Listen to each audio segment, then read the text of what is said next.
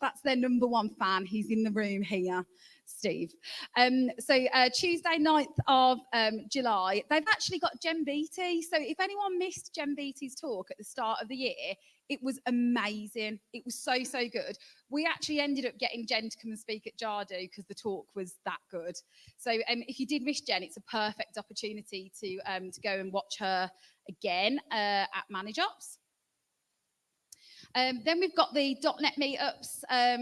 Dave and Matt are super, super organised. The other meetup is happening this evening, so there was a slight clash. But the next one is on the 26th of June. Next week, it's the Women in Tech Birmingham meetup, which I am hosting. I'm so, so excited to be working alongside Emily and the rest of the team. So that is going to be at BJSS. Next Wednesday. We've got Kavita from Many Pets, and this talk is excellent. I've had a sneak peek. She gave the talk for School of Code, and it was absolutely brilliant. So that'll be a good one. Please come and join. And if you do know any women in tech, please tell them to come, because we would really love to have them there.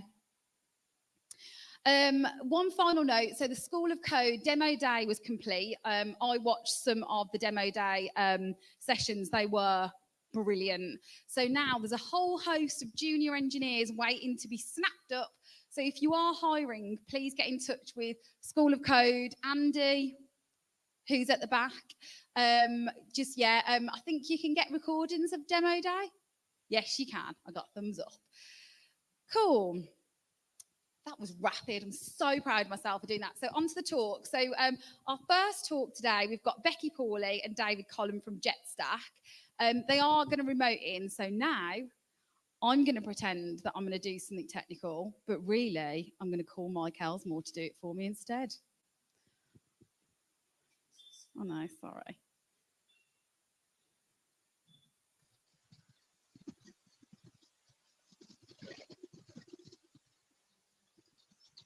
Got any hold music? Anyone want to speak?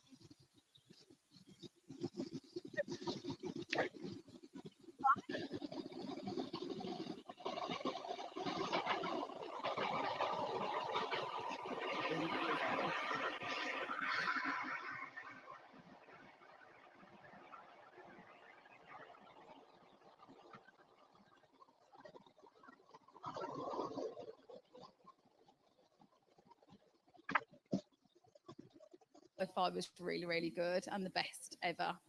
Yeah. So, yeah. So there you go.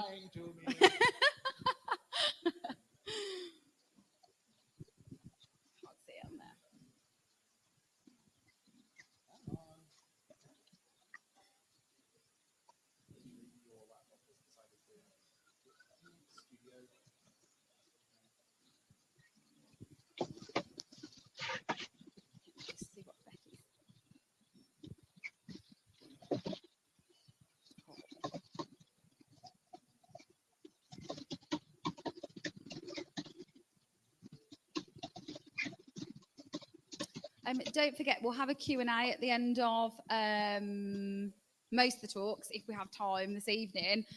So get some questions ready.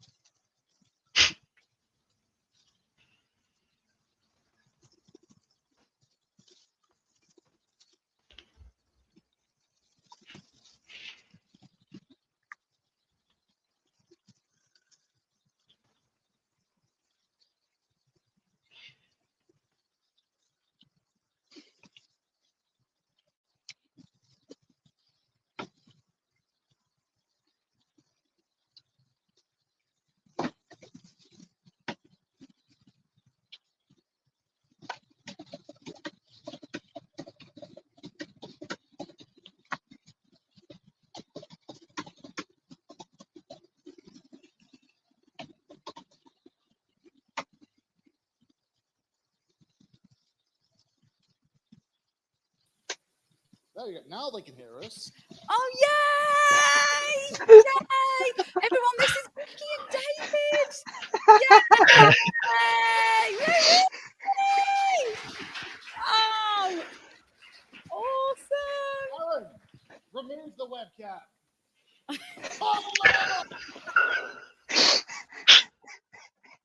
Oh. Oh no.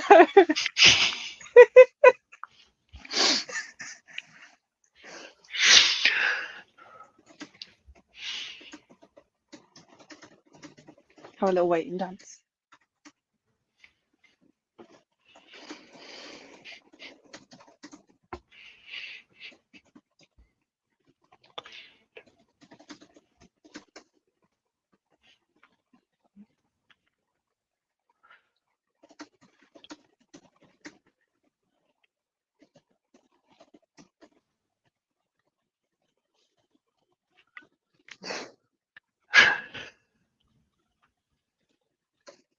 We can't hear you though.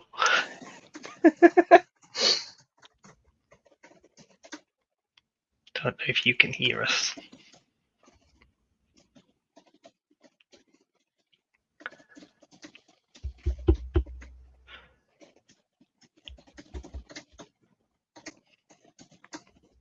No, can't hear you.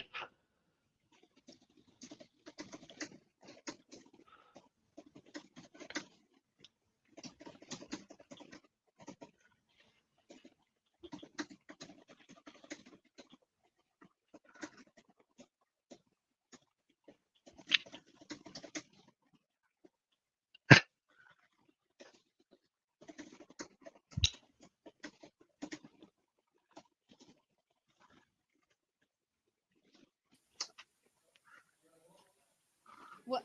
Hello. Yeah. Ah! Yay! Oh, yay! But we can't hear them. Oh, Not sorry. you. Sorry.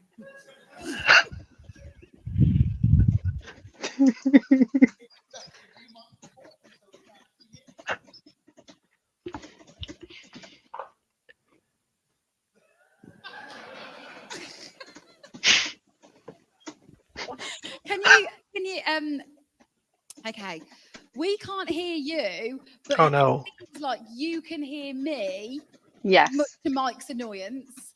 So what we're going to try and do is, do you need to unmute your side? That's a silly question, but no. No. Okay. Oh, echo there. That was. I'm trying to problem solve. I'm trying to think outside the box. And who's telling you that? Come on, more ideas, please. Any?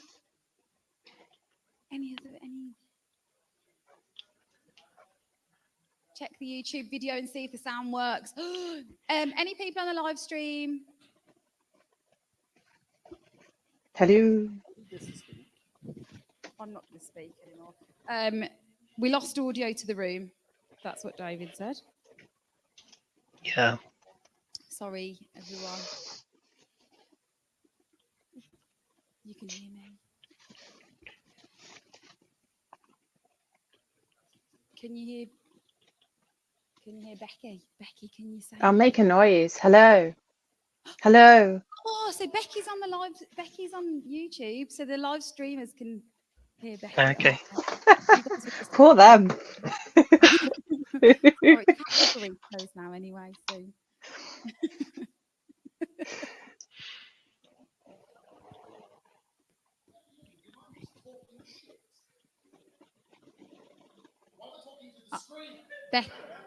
Becky David, can you just say anything? Hello. Hello. Yay! Is that? Hey.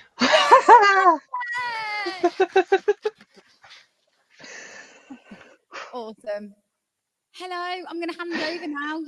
You folks crack on. Oh, awesome. Okay. Give me a wave so that I know that you're actually really there. That would be lovely. Yes, they're actually real people. Okay. Thank you for all your patience with all the setup. It's always very exciting. It's my first time coming to Fusion and not actually being there in real life, so it feels a little bit strange. But I'm aware of the time, so we'll jump straight in. So, cost confessions, tales of overspending and redemption. Hi, I'm Becky Pawley. I am a solutions engineer at Venify JetStack Consult. And hi, I'm David Collum. I'm a staff solutions engineer at Venify JetStack Consult. And as you may have guessed, we are a cloud native consultancy. What that means is that we get to work with customers across different industries at very different levels of cloud native maturity and in different areas of business. But what that also means is that we get a bit of a peek behind the scenes of many customers and use cases, a chance to see the real life stories about what works and what doesn't, and the problems our customers are facing. Over the last few years, many of our conversations have been focused on cost. Questions such as, our cloud bill is increasing, how do we understand it and get it under control? How cost optimized is our infrastructure? Or even, how do we reduce our cloud waste? And on that note, How many of us have been here? Monday morning, and we open our inbox to a dreaded email from the CFO asking just why our cloud bill has increased by 75% over the last 3 months.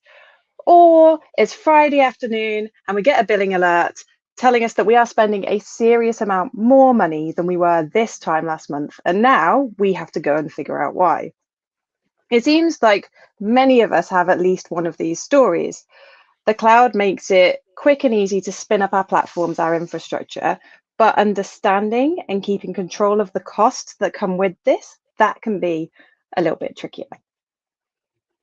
well, we'll be talking today about how to optimize your cloud spending, and we'll focus on Kubernetes cloud spend today. But the ideas that we discuss can be useful in other places too. So along the way, we'll share some real life confessions and aim to leave you with ideas that take you back to your organizations.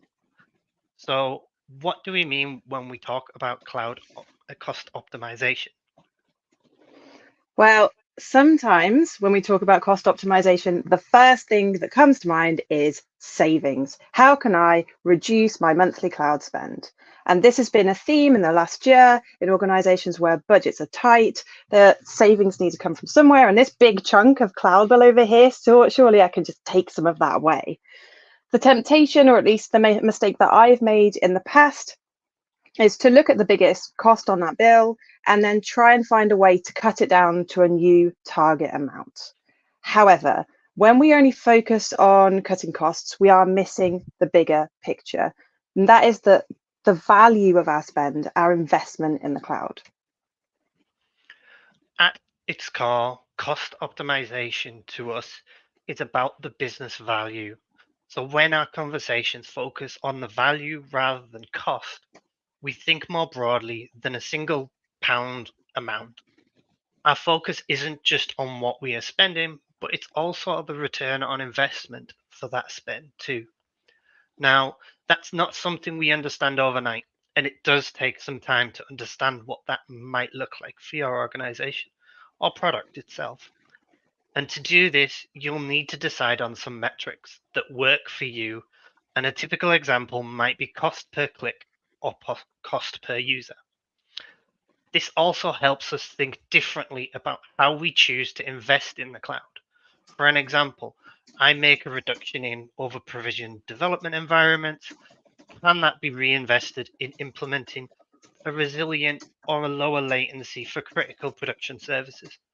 Or as simple as investing in new technologies, so products from the cloud providers, such as managed services, Cloud SQL, BigQuery, and the like. So we've got this shift from savings to value, but do not fear, this does not mean that we need to abandon all hope of greater cost efficiency. Part of cost optimization is avoiding costs that we don't need and getting a really good rate on the things that we do. And one way to start thinking about this is reducing waste. If some areas of my spend are more valuable than others, then where am I wasting money and resources? Many of you may have heard of FinOps, and it's not so much different to DevOps.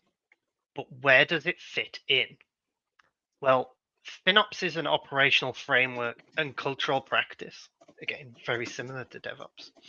It focuses on maximizing business value from the cloud, so making data-driven decisions about cost and creating accountability for those cost spends, cloud spends.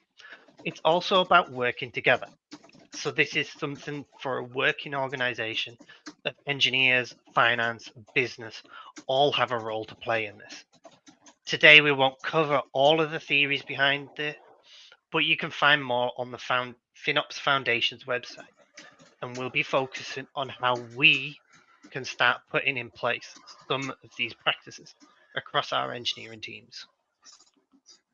So, cost optimization involves a bit of a shift in focus from savings to value. Focus on getting that value at the lowest possible price point. And if we really want to get the most as a business out of our cloud spend, we move beyond cost optimization and start to develop a FinOps culture in our organizations. That all sounds great, but where do we actually start putting this into practice? I'm going to say it again, I've said it before, but we do not start with savings. And if you want to know why I care about this, I will rabbit on about this a lot. The reason this is important is explained very well by Google Cloud, who give a clear warning about the risks that we take when all our focus is on cutting costs. In their words, if you are feeling intense pressure to save on cloud costs, you may be inclined to make drastic optimization decisions. Don't. Making rash decisions without visibility and context into your cloud spend can create unnecessary chaos. It may compromise productivity and contribute to a subpar customer experience. In other words, an over-focus on cutting back that spend can cause real harm to our business, to our speed of development, and in worst cases, our reputation. So visibility and context are key. Making decisions about our cloud spend without first understanding it, observing it, is like playing a strange and expensive game of whack-a-mole or Jenga with your cloud bill. The alternative is to invest that time in visualizing and understanding your cloud spend, getting more useful information before taking action. In its most basic form, many of us may already do this and periodically review our cloud providers' cost management or billing dashboard, whatever's at your does give us some good starting points for identifying cloud cost spikes. But this is usually a very manual and almost always a reactive process after a large bill. So all too often, it's only also visible to a few privileged members of the platform team, or even more so management. So if we're bringing this visibility into our teams, that starts with what we call cost allocation, which means dividing up our cloud bill. For example, we might divide it up between the different engineering or product teams that use the cloud. To get this information, we start by having good logical groupings, so how we use our AWS accounts or Google projects and folders. But the finer grained information comes from applying sets of labels, annotations, metadata to your cloud resources, identifying ownership of those resources across different teams. And what this does is it empowers teams to make decisions about cost reactively with their own visibility, rather than waiting around for someone else to come and speak to them about something they can't see. This information really, if we can, should be real time or as near as we can get it, and in a way that's accessible to engineering teams, whether that's Grafana dashboards, Slack, Teams, or using a dedicated cost observability tool. So we surface that cost data in a more useful way, but what do we actually want to show? Understanding per team, per application cost, that can be useful. So is understanding the efficiency and utilization of our workloads, which we'll come back to a bit later. But one of the most powerful metrics that we can give to our teams is the one that we've already mentioned, and that is cloud waste. Why does this matter so much? Well, this is David's bestie, Barney the dog, getting very comfortable on the sofa. And he's here to illustrate the point that we can also get very comfortable with what we spend. In a non-technical confession, I got hooked a few years ago on Breaking Bad, so I got a Netflix subscription, and then a new series of Game of Thrones came out, so of course for that I needed a subscription to Now TV. Before I knew it, I had rather a large number of these subscriptions, and I'd completely forgotten about them and got used to paying. I didn't notice when they came out of my bank account every month. It was only when I stepped back and realized I hadn't used some of them in months that I realized I was wasting my money. How does this bear any relevance to the cloud? Well, in the same way, many of us are used to a very set standard amount. We're staying in range. We're not spending any more than we were last month. We're all good. But what's lurking behind the scenes?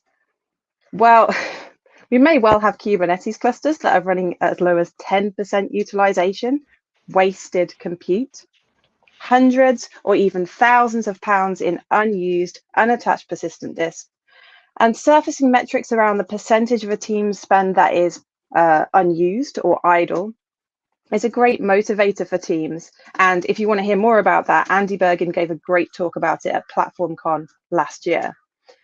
Cloud providers are starting to give us some really good tools around this. So surfacing this way, things like unattached persistent disks, workloads with low utilization, disused public IPs, making it easier for us to identify and remove.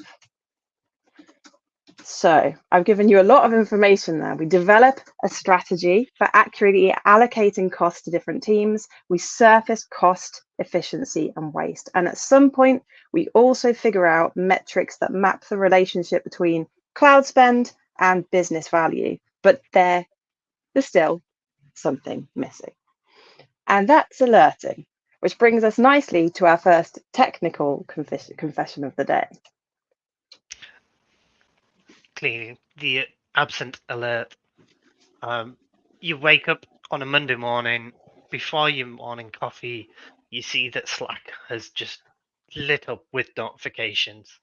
QA are reporting that their test environments aren't working, and then you start investigating and find nothing is working whatsoever. It's like, uh-oh.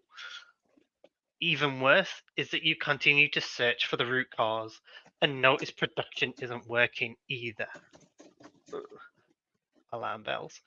You can then notice that this has been going on since Friday, and there are now 16,000 deployments and over 100 extra nodes in the cluster.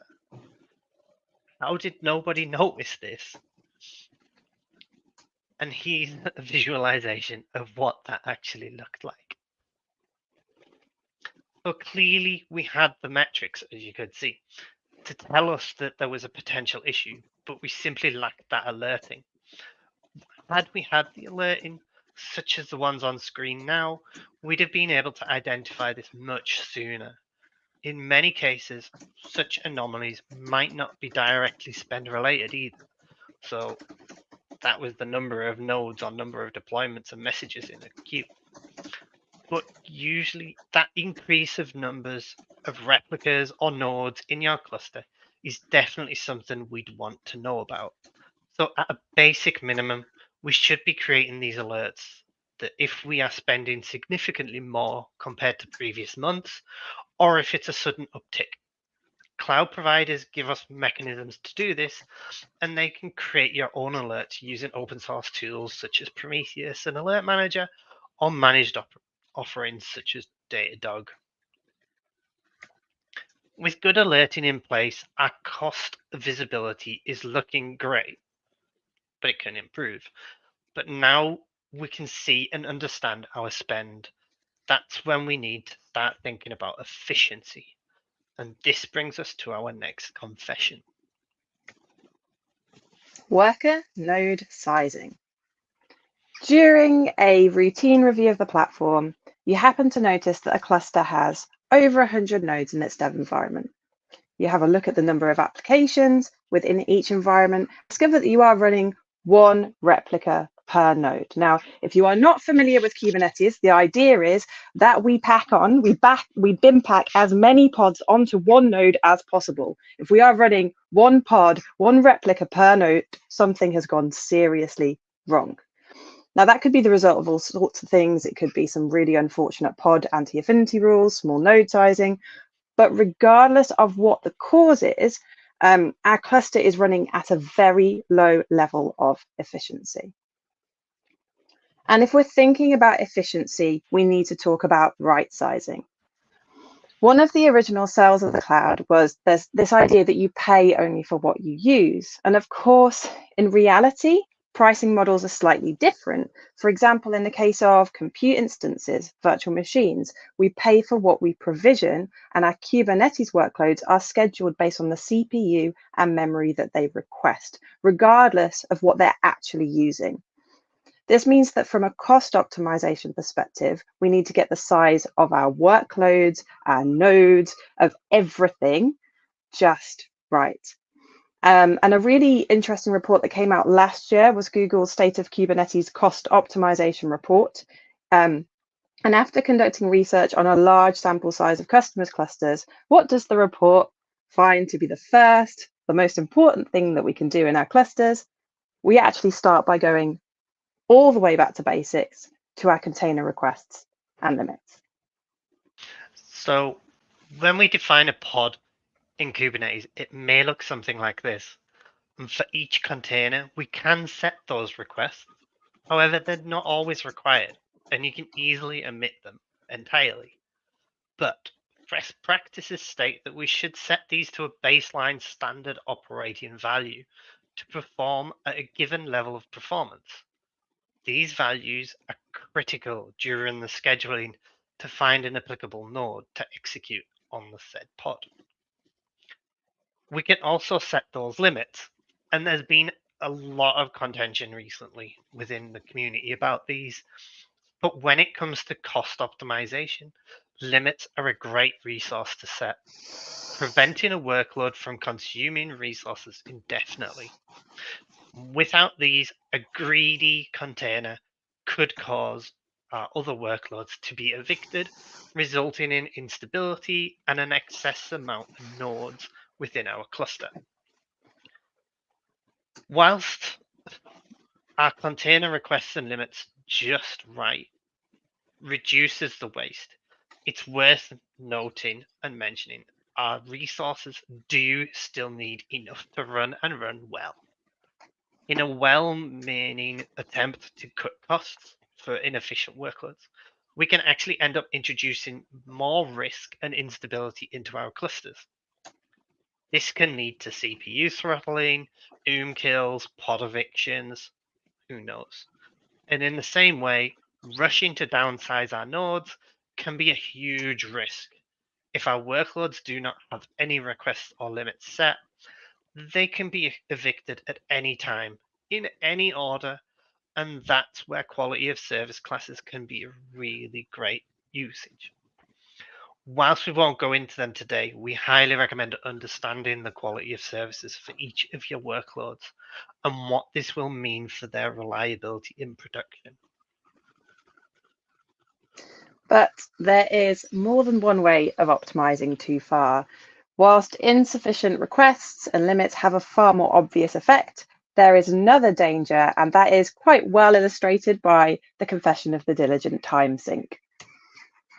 When I was newer to the industry, I received an email from my CTO asking me to reduce our monthly Kubernetes cloud spend. Determined to find the most cost-effective solution, I invested time in a detailed analysis of different node pools, costings, diligently answering questions, including the possibility of migrating to a more managed alternative. In the end, the cost in salary of the time spent on that activity probably cancelled out the savings I made for the first year. No one seemed to mind because the cloud bill went down, possibly not even by very much, but I'd approach it very differently now. What went wrong here? Well, there's no workload visibility. This person started in the wrong place, diving straight into cutting costs with node prices and missing the opportunity to review over provision workloads first. And as this person later realized with a little bit more experience, our investment in cost optimization activities, how much time we spend there, that has its own cost too.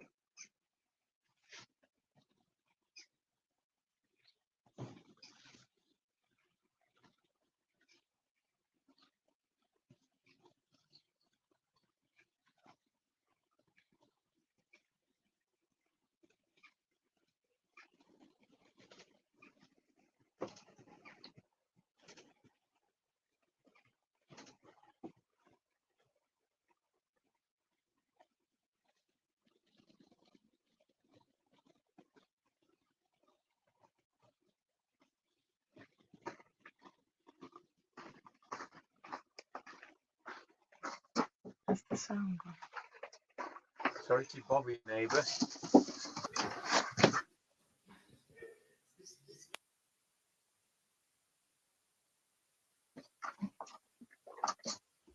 I've been on mute, haven't I? Okay. Do you want to do that? That was very interesting because we both had something go wrong at the same time. This is what happens when you do things remote. It's great. We'll do that slide again.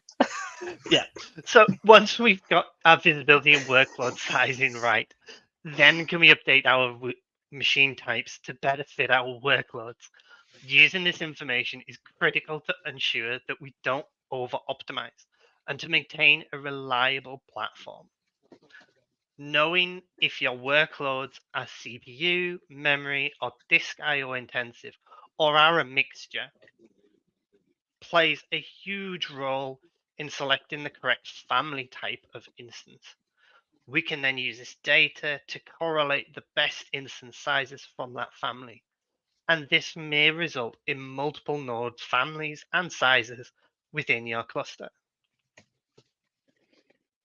Okay. If we are thinking about that sizing, we should also be thinking about scaling, particularly safe opportunities for scaling down when demand is low. For example, at a cluster level in development, if our engineers are working sort of across 1 or 2 similar time zones, perhaps we don't need those development clusters running 24/7. And so scaling them down outside of office hours can save considerable cost, as long as we know how to do this in a reliable way. A simple approach seen on screen provides a way of scaling down an Nginx deployment based on a cron schedule. We'd obviously want to scale this back up on the morning, but there are more sophisticated ways of doing this at a bigger scale, but this is a simple solution to begin with. As mentioned, there's a number of tools out there to achieve various solutions that may work for you and your workloads. We won't go through them all today, but we strongly recommend taking a look at them or asking us about them at the end. So we've done a whole load of work on optimizing our workloads. How do we then keep things in line, make sure that engineers have the tools they need to stay on the right track, the right path, and understand our learnings too?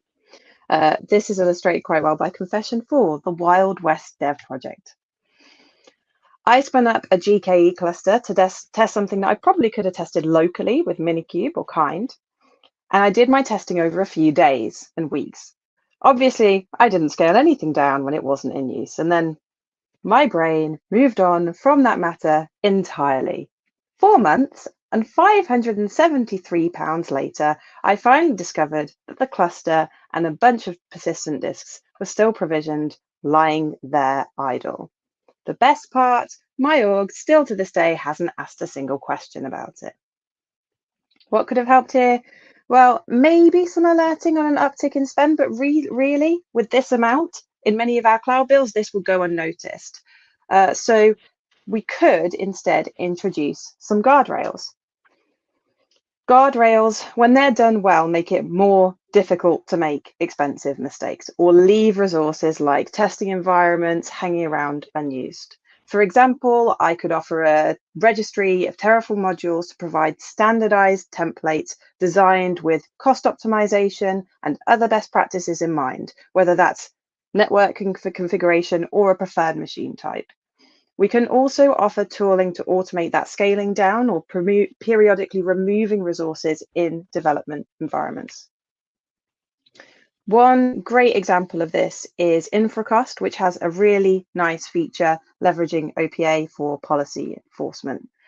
This not only makes the cost of our new infrastructure more visible, but it also allows for policy checks to fail PRs if there's a large change in spend. We can also put things in place within our clusters in the form of admission controllers. And the two that we'd recommend looking at there are resource quotas to restrict usage per namespace and limit ranges to restrict workload resources or set sensible defaults. So picture the scene. We've been through this as an engineer, created useful visibility tooling for our teams in the business. We've engaged in some cost avoidance by reducing waste and some serious right sizing. But what about anything else we can do from a business and finance perspective? Remember that CFO email at the start? Well, there's more that we can do to keep them happy. And in fact, for this one, we probably need their help. And if we're going to use some sort of FinOps terminology, we would call this rate reduction. Another way of saying it is that everyone loves a discount. And the world of cloud is no exception, with providers offering different discount models that mean we can get the cloud services we need at a reduced rate. A word of caution, not all discounts are suitable for all use cases. Choosing the wrong discount model could cause issues with reliability, or may even mean that we end up committing to pay for resources that we then don't use. There are a few things we can do here, so we're going to focus on two main strategies, which are spot instances and commitments. So here we can see the prices of some of the spot instances across 3 of the largest cloud providers, AWS, Azure, and Google Cloud. So the advantages of spot instances is that they can give us a highly discounted rate on compute, up to around 90% reduction compared to on-demand prices. But what's the catch? Well, these instances are cheap because they can be reclaimed at any time and at a very short notice. So they're only suitable for fault-tolerant workloads that can handle those interruptions. We've seen these instances used successfully to reduce the cost of development environments, or even in some cases to achieve more cost-efficient pricing in production, where workloads could handle sufficient instance terminations. But what about if we need that reliability? Well, this is where commitments come in. Here we're using Google Cloud as an example, and the idea behind commitments is that you commit to a fixed term spend in order to get a discounted rate for a cloud resource. Typically, you'll have a choice of how long do you want to commit to and how flexible do you want that commitment. The longer a commitment and the less flexible, the higher the discount. But to get most of these discounts, you need to understand the current and future resource usage. However, this can be very complicated very quickly. So these sort of discounts are better managed centrally by a team who can leverage and apply those across a larger cloud estate and monitor their usage regularly. And there you have it. Cost optimization in about 30 minutes. Visibility, right sizing, scaling, and discounts. But of course, if we want to put these things into practice, we probably want to go away and do a little bit more reading. So where do we look next? Well, if you live in Kubernetes world, then Google Cloud State of Kubernetes Cost Optimization Report came out last year and is a really interesting read. Cloud FinOps is a really good book if you're into reading books, and gives an in-depth picture of FinOps principles and practices. But you can also head over to the FinOps Foundation's website.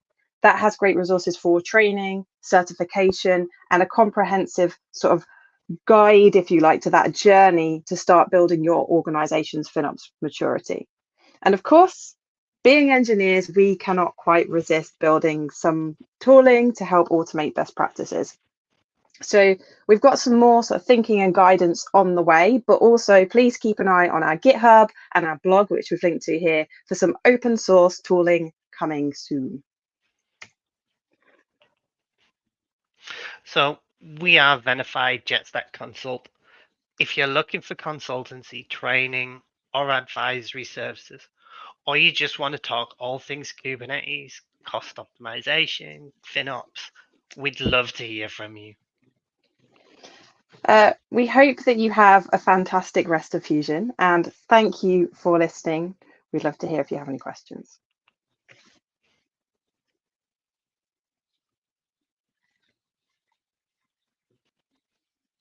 And we can't hear the room. I think we've lost audio. doing it on purpose? Oh, Every there. time No. Are you back? Yeah, we're here. I think everyone's like, Hannah's got the microphone off. Oh, Hannah's got the mic, so just turn the audio. Can you? Okay. Oh no. How far do I go? Bye. I'll be at New Street.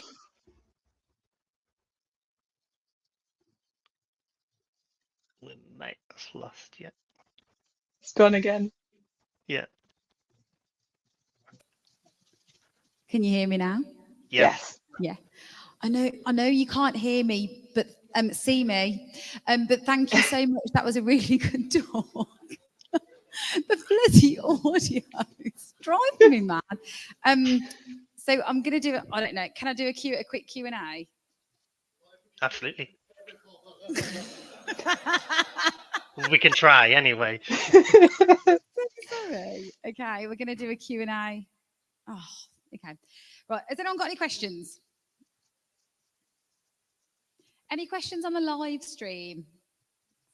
Silly audio. Not seeing Okay, any if we haven't got any comments. questions, I'm just going to I love doing this so you guys can see the audience. Hold on a sec. This is really unprofessional, but I don't care. Hold on. Oh, no, it doesn't work. Oh. Oh, no, it doesn't work. Have I got to turn my camera on? Okay, thank you, everybody. They're like, Hannah, get off stage. Hold on a sec. Wait for it. Hold on. I know you all just. Oh, for God's sake. Building suspense. I know. I just want you to. Yeah!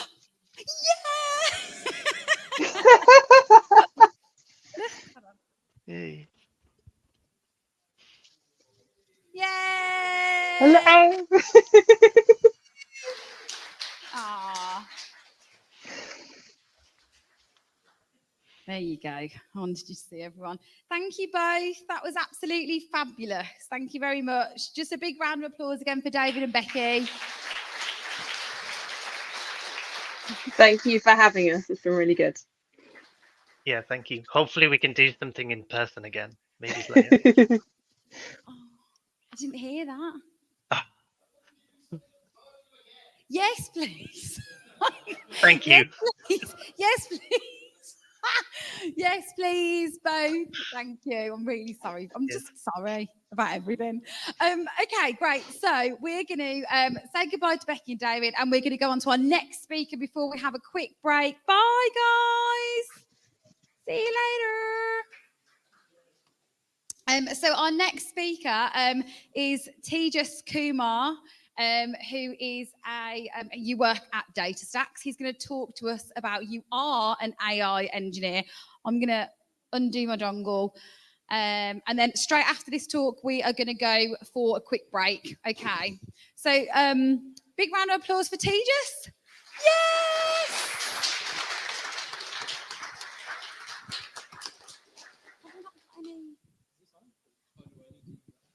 Do you want to use that one? I can. Are we good? Do I have a... Great.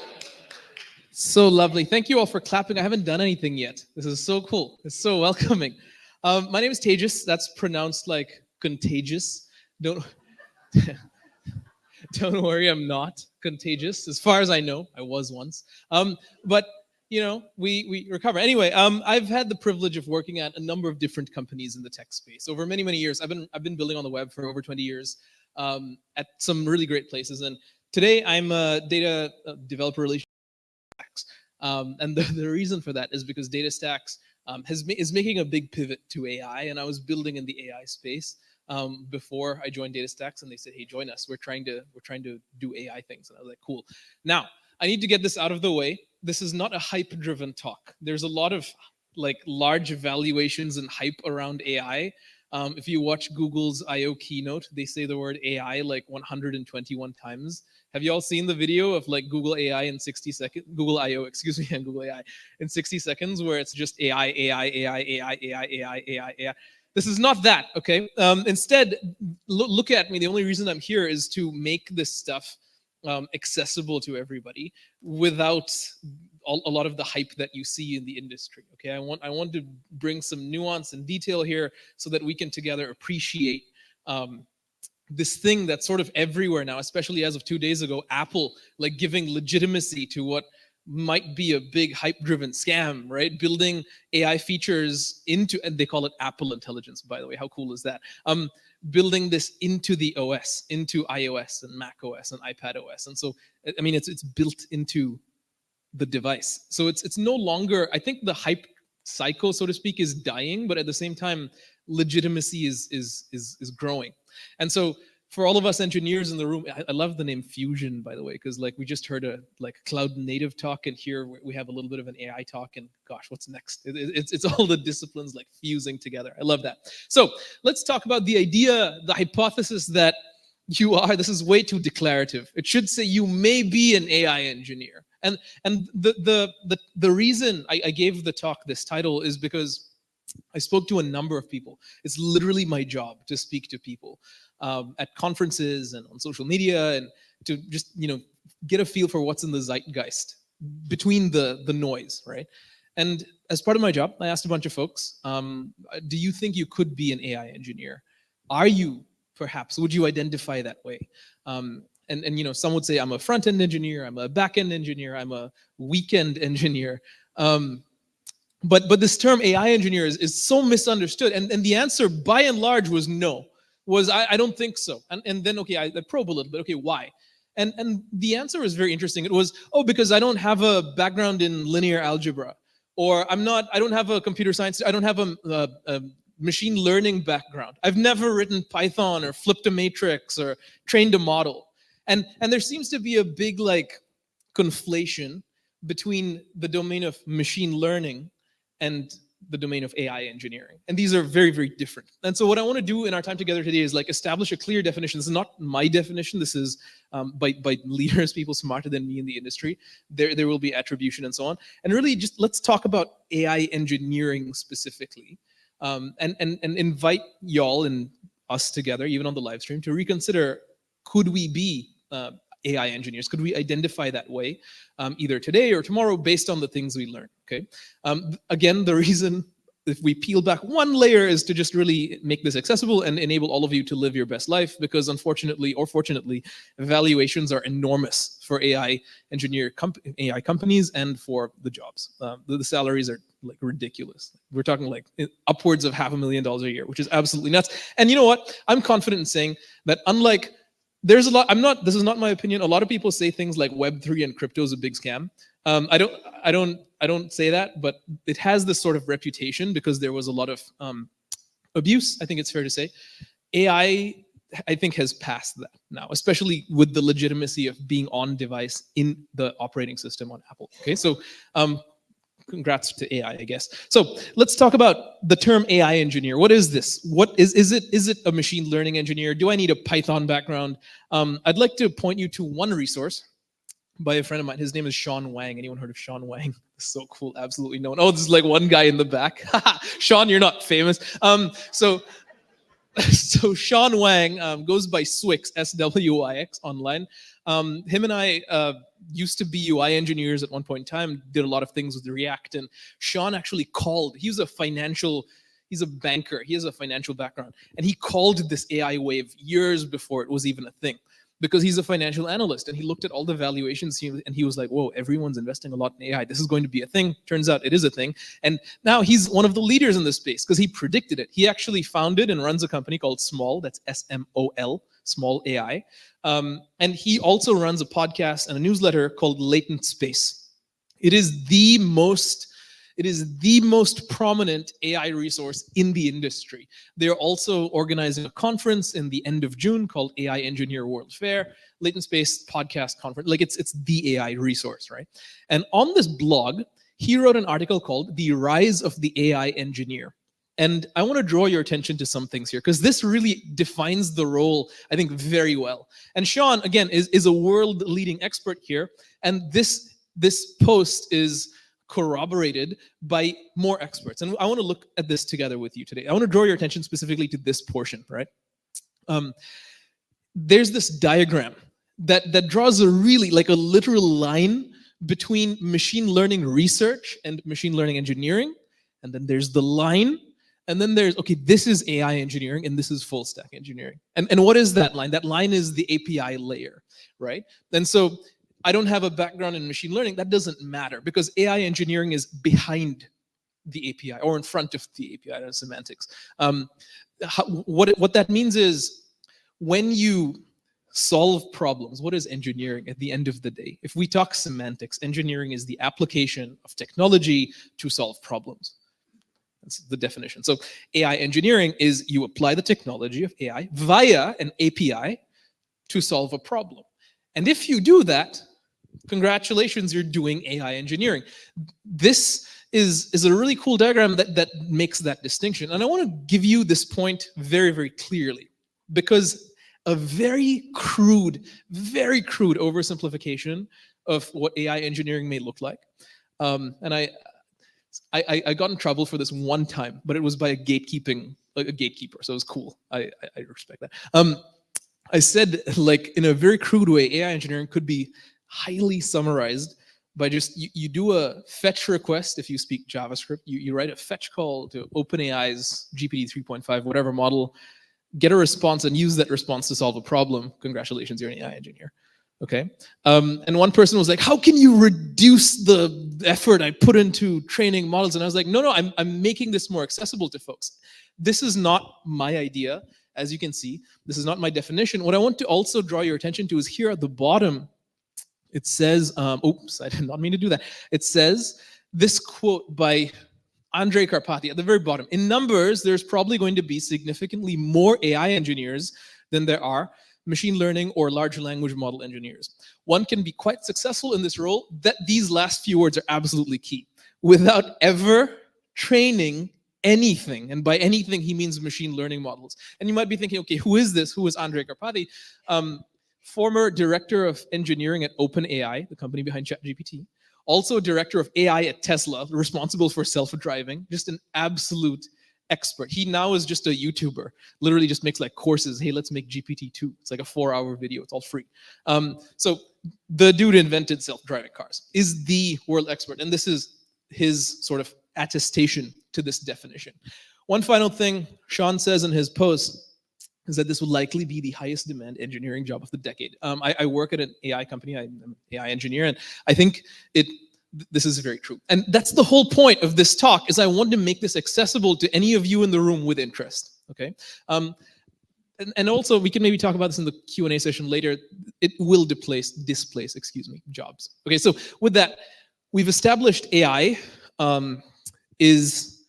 AI engineering is engineering, so that is solving problems through the use of technology, and using AI to do that is AI engineering. But let's talk about the term AI, because this term unfortunately has like a trail of money following it, and is rife with abuse. AI is not new. I think this is very important to just mention right now. AI is absolutely not new. If we think about things like Pac-Man, super old game, right?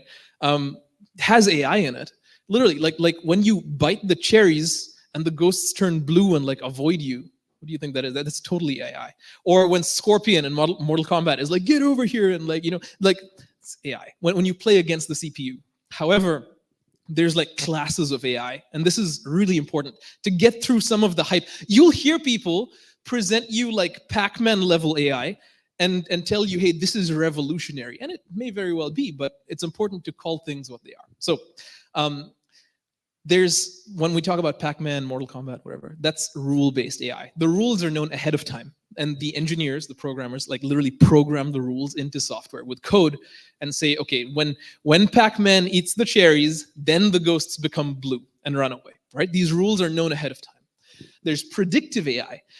This type of AI goes back to 1906. Literally 1906, a man by the name of Andrei Markov created a statistical model. Some would call this a machine learning model, it's ahead of its time. Created a statistical model called a Markov chain, which is so close to how ChatGPT works. It's kind of nuts. The only difference is it doesn't have a notion of memory. It's characterized by what's called the Markov property, which is you have literally just one data point and you use that to infer the next one. If you've ever used like the auto suggest on your phone, like just above your keyboard, there's like 3 words that are likely to come next. That is a big Markov chain. That's an example of predictive AI that we all use today. Okay, the hyped thing, the thing with the trail of money following it, the money tree that we shake and go like, oh yes, is generative AI. It's just a different type of AI that is oriented around novelty. There was a paper called, the title was, I believe it's Attention Matters, or Why Attention Matters, that outlined a novel architecture called the transformer architecture that is the architecture that drives generative models, that it takes in data and rearranges it in a novel way to give you output tokens that perhaps we didn't see before. However, there's a layer just before it that makes it cohesive. Okay, and so transformer architecture gives rise to generative AI, and that's the type of AI that's hyped today. We're talking about generative AI, or Gen AI. This has problems though, right? Like we've all used Gen AI or ChatGPT, Midjourney, DALL-E, whatever you want, and we've noticed some problems. It's not good or perfect. It's far from it, actually. There's 3 problems with Gen AI today that AI engineers are working to solve, that regular engineers are working, that we all are working to solve. And these problems, I'm sure we've seen them. Hallucinations. Anyone seen hallucination? Huge problem, right? Google, unfortunately, has started rolling out a feature called AI search overviews. Have you all seen this? Where they're replacing your search engine result page with some AI generated stuff, and it's often, very, very often, confidently wrong. So sort of like me sometimes when I do talks. But not this one, okay? But the AI somebody asked, like they put into Google, like, hey, how many cigarettes should a pregnant woman smoke? And the AI generated overview said 1 to 2 per day, right? It's just and it said it with like authority, you know, confidently wrong. Number 2, there's a finite length of context. There's a new model by Google called Gemini, which has a very long context window of, they keep advertising this 2 million tokens. And a token, for those of you who don't like the sort of jargon, is very close. A token is very close to an English word. Almost. Some words are long, some words are short. Tokens are very close to English words. 2 million words, that's the ceiling. Do you have any idea how little that is? Like, there's some books with more than 2 million words in it. So you can't really build things effectively with that level of context. Number 3, they all have knowledge cutoff. So like GPT 3.5 Turbo, I think September 2023 or so, is past that date, there is just no new information, right? So these are some of the most common problems with Gen AI around large language models, okay? And there's a lot of work being done to solve these, and solving these are how a lot of things are built today with AI. And I'm sharing this with you because, again, I want to make this all accessible to you, and now that it's actually legitimized by Apple, I think this is stuff that everybody needs to know, okay? What are some techniques that can help solve these problems? There's actually just one technique. It's called RAG. Anyone heard of RAG? No? Oh, there's like, again, 2 people. Awesome. RAG stands for Retrieval Augmented Generation. Retrieval Augmented Generation. And it's exactly what it sounds like. I'm so glad we're in England, the land of English, where we can reason about English. Retrieval Augmented Generation. You know what that means? That means you retrieve some stuff, you get some data from wherever you want, and you use it to augment the generated output. Get some data and be like, hey, ChatGPT, here's some context I got from somewhere, and now spit out some new stuff. That's all it is. So you fetch data from somewhere, gives you an answer. There's some components of RAG that I think are important to know. Obviously, you need data. The R in RAG is retrieval, so you've got to retrieve data from somewhere. And this is usually data that comes after the knowledge cutoff. Some real-time data, so the weather data from today. If I go to ChatGPT and I'm like, hey, can you convert like 1 Great Britain pound to a Qatari rial, right? It'll be like, no. Sorry, it won't. Actually, it'll just do some nonsense, even worse, right? With RAG, I get the exchange rate, and I say, here, by the way, here's today's exchange rate. Then it does the actual thing I want. So RAG is get data from somewhere. Number 2, Often in the world of RAG, you have embeddings models. What is this? These are specialized machine learning models that literally, they're called embeddings because they embed natural language, usually, in something called high dimensional space. What does that mean? So natural language, words like hot dog, cupcake, food, it converts them into numbers, and these numbers exist in high dimensional space. What's an example of dimensional space? Vector space. A two-dimensional vector is a coordinate system, latitude, longitude. Literally, like our whole map is a set of two-dimensional vectors. Okay, a three-dimensional vector is, you could say, a 3D graph: x-axis, y-axis, z-axis, depth, three-dimensional vector. Embeddings models turn words into numbers across a high number of dimensions. What that means is you could go up to like 3072. The human mind can't comprehend this. Like we can comprehend two-dimensional space, three-dimensional space. What do 3000 dimensions look like? We can't. I can't show you that. But I think the best way to put it is it converts every word into a number, and it can place numbers close to each other such that you'd find like umbrella in the same place as beach, or ball in the same place as beach, or things like that. Like you can do proximity search across natural language using these. And finally, you need a database, a store to store these vectors, these high dimensional lists of numbers. So these three components make up RAG. And we've been talking theory for a while. I'd like to just make this super practical and show you RAG like in action, okay?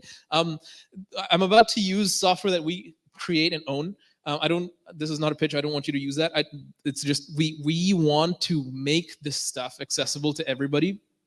And that's why we literally, one of them we didn't even make, we just bought. There's an open source project and we're like, we're going to buy you and add you to our tool chain. So let me show you what this looks like. This is my vector store. It's called Astra. But what I want to show you is something called Langflow. So I'm going to start Langflow here. It's a bit hard to type with one hand, but I will soldier on. Can I? A lapel. No, it's okay. That's too much effort. What am I gonna like stop and have you like mic me up in the middle of what? Oh, that's even worse. Let's fix that. Thank you. He was just like pointing there. Screen mirroring. Wow, there's a lot of screens here. I promise this is, I'm not just trolling you. Could you imagine? I could be like on Twitter, like scrolling, taking a break. I'm not doing it. Okay, so let me see. Use as main display. Mirror. There we go. We should be mirrored now. Are we mirrored? Perfect. So this thing is called Langflow. And just, it's running locally. So this is not running in the cloud where people can steal your data. We will talk about safety maybe in the Q&A session. This is running on localhost. Literally localhost port 7863, right? So in Langflow, it's a tool that's a visualizer. Look at this. You could do like little diagrams. And I want to show you RAG diagrammatically, okay? So what are the components of RAG? We have a chat input. It's exactly what it sounds like. It's just a chat input, like a string, a piece of text you give it. And we have an embeddings model. Remember, we just talked about embeddings. So we use an embeddings model, in this case, a small embeddings model. That just means there's not 3000 dimensions, but like 1500 dimensions. And this model happens to live on OpenAI, but you could use an embeddings model from anywhere. Then we take this text and we feed it as an input value to a vector store. We just talked about this. AstraDB is a vector database with support for vectors. We give it some parameters, and we take our embedding and just sort of connect it like that, okay? From there, we get some results, and we break them into chunks. And the reason we break them into chunks is we want to have like little snippets to give as context. We don't want to give like a huge corpus of text. From there, we create a prompt. It's just a piece of text. What does it even look like? It says, so this context, let me make that bigger for you. This context, comes from the database. It comes from the database. And given the context above, answer the question. The question is the user input, okay? So then we send that prompt to a large language model, in this case, 3.5 Turbo. We could do whatever we want. And finally, we get the chat output. So this is sort of the chain that we're visualizing. I'm going to turn on stream mode. And now we can play this, and I want to see what we get. So I'll go to the playground, And I've sent a message. Please tell me. I say please to AI just in case. Please tell me about Cohesio, the Python framework. Now, Cohesio is a Python framework for building data pipelines. That is cool. That wasn't supposed to happen. It's actually not supposed to know about. How did it know about this? What? let's just pretend. Wait a second. Where are you? I don't even have this data. So, wow, I just blew my whole demo. Whatever. Okay, I didn't realize this existed. Let's reset. This is what I should have done when I was sitting there wasting my time updating my Apple Watch. Okay, so let's go back. I like that you're enjoying this, Hannah. She's my biggest fan over here. Okay, so go back here. It's saving. You saw nothing. I hit the eraser. It's gone. And now let's go to the playground. What? I just hit the eraser. It's saving. Let me reload. Why is this so slow? I thought the Wi-Fi was good here. Okay, we'll go to the playground. Perfect. Okay, let's try this again. I'm going to type with one hand, so it's going to be very slow. Tell me about Cohesio. And again, I chose Cohesio because Nike released this last week. It's just a new piece of software that Nike doing open source, right? Weird. Anyway, we'll I'm missing API keys. Not a problem. The demo effect. I watched an episode of Shark Tank recently, and they were Shark Tank. You all know Shark Tank, right?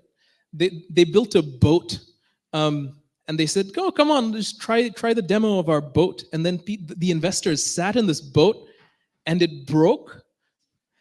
Like that. Yeah, I wouldn't do that. Okay, anyway, so let's see now. This should build. So it's gonna OpenAI is missing an API. Oh, maybe this one. Boom. It's just environment variables. It's totally. I kind of like the validation step. Okay, it's building, and it should succeed because I've given you all the API keys. I don't know what more you want. Perfect. It succeeded. So now if we go to the playground, tell me about Cohesio. Okay, perfect. Cohesio is a term that refers to cohesion. Yeah, that's not what I want. Let's do some prompt engineering. The Python framework. Okay, we'll save this. And now it's going to be like, I know what you're talking about, hopefully, with that person. You know what? Let's find something else. What's something that ChatGPT wouldn't know? Wow, it's totally flexing on me. News.ycom. I don't know. Overwatch. What is this? Platform for Silicon Valley's what? The Swift compiler. Ooh, I know. Apple Intelligence. Let's try that. Tell me about Apple Intelligence. Okay, let's see this. Or actually, Apple Private Cloud Compute, they call it, right? Cloud Compute. I think they have a web page about this. And this will all make sense very soon. Okay, please don't know it. If it does, the machines are coming for us. That's all I...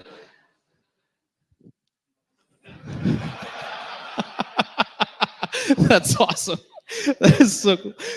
Wow, I genuinely have no idea. Elixir 1.7. Let's tell me about Elixir. I swear to God, if it knows this, I'm going home and like locking myself in my bomb chamber. Elixir 1.17. You don't know this. ChatGPT, I swear. That's fine. We can get more specific. What? Gosh, this is beyond my pay grade. Okay, I'm totally like losing track of things. It's hard to think of things ChatGPT wouldn't know.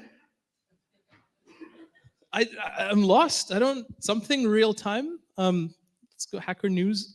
I should have really prepared better for the here. No. 20, a modern CRM alternative to Salesforce. Gosh. Okay. I don't know. Let's maybe try what? Product hunt. Okay. That's a good idea. Thank you for that. I'm glad we're all invested now. Producthunt.com. Nameify AI. Oh gosh, an AI startup. Dad can't draw. That looks cool. Custom coloring pages that your kids will love in just seconds. Okay. I don't know how to put this into AI. Well, okay, look, there's a news, right? There's the Boeing Starliner spacecraft. Would ChatGPT know about this? Gosh, I hope not. Let's find out. Please don't know. Please, I beg you. I beg you. No. Okay. Gosh, AI, I can't beat AI. FA Cup winner? What's the FA Cup? Okay, let's. Am I getting kicked out of England? I don't. Who won the FA Cup?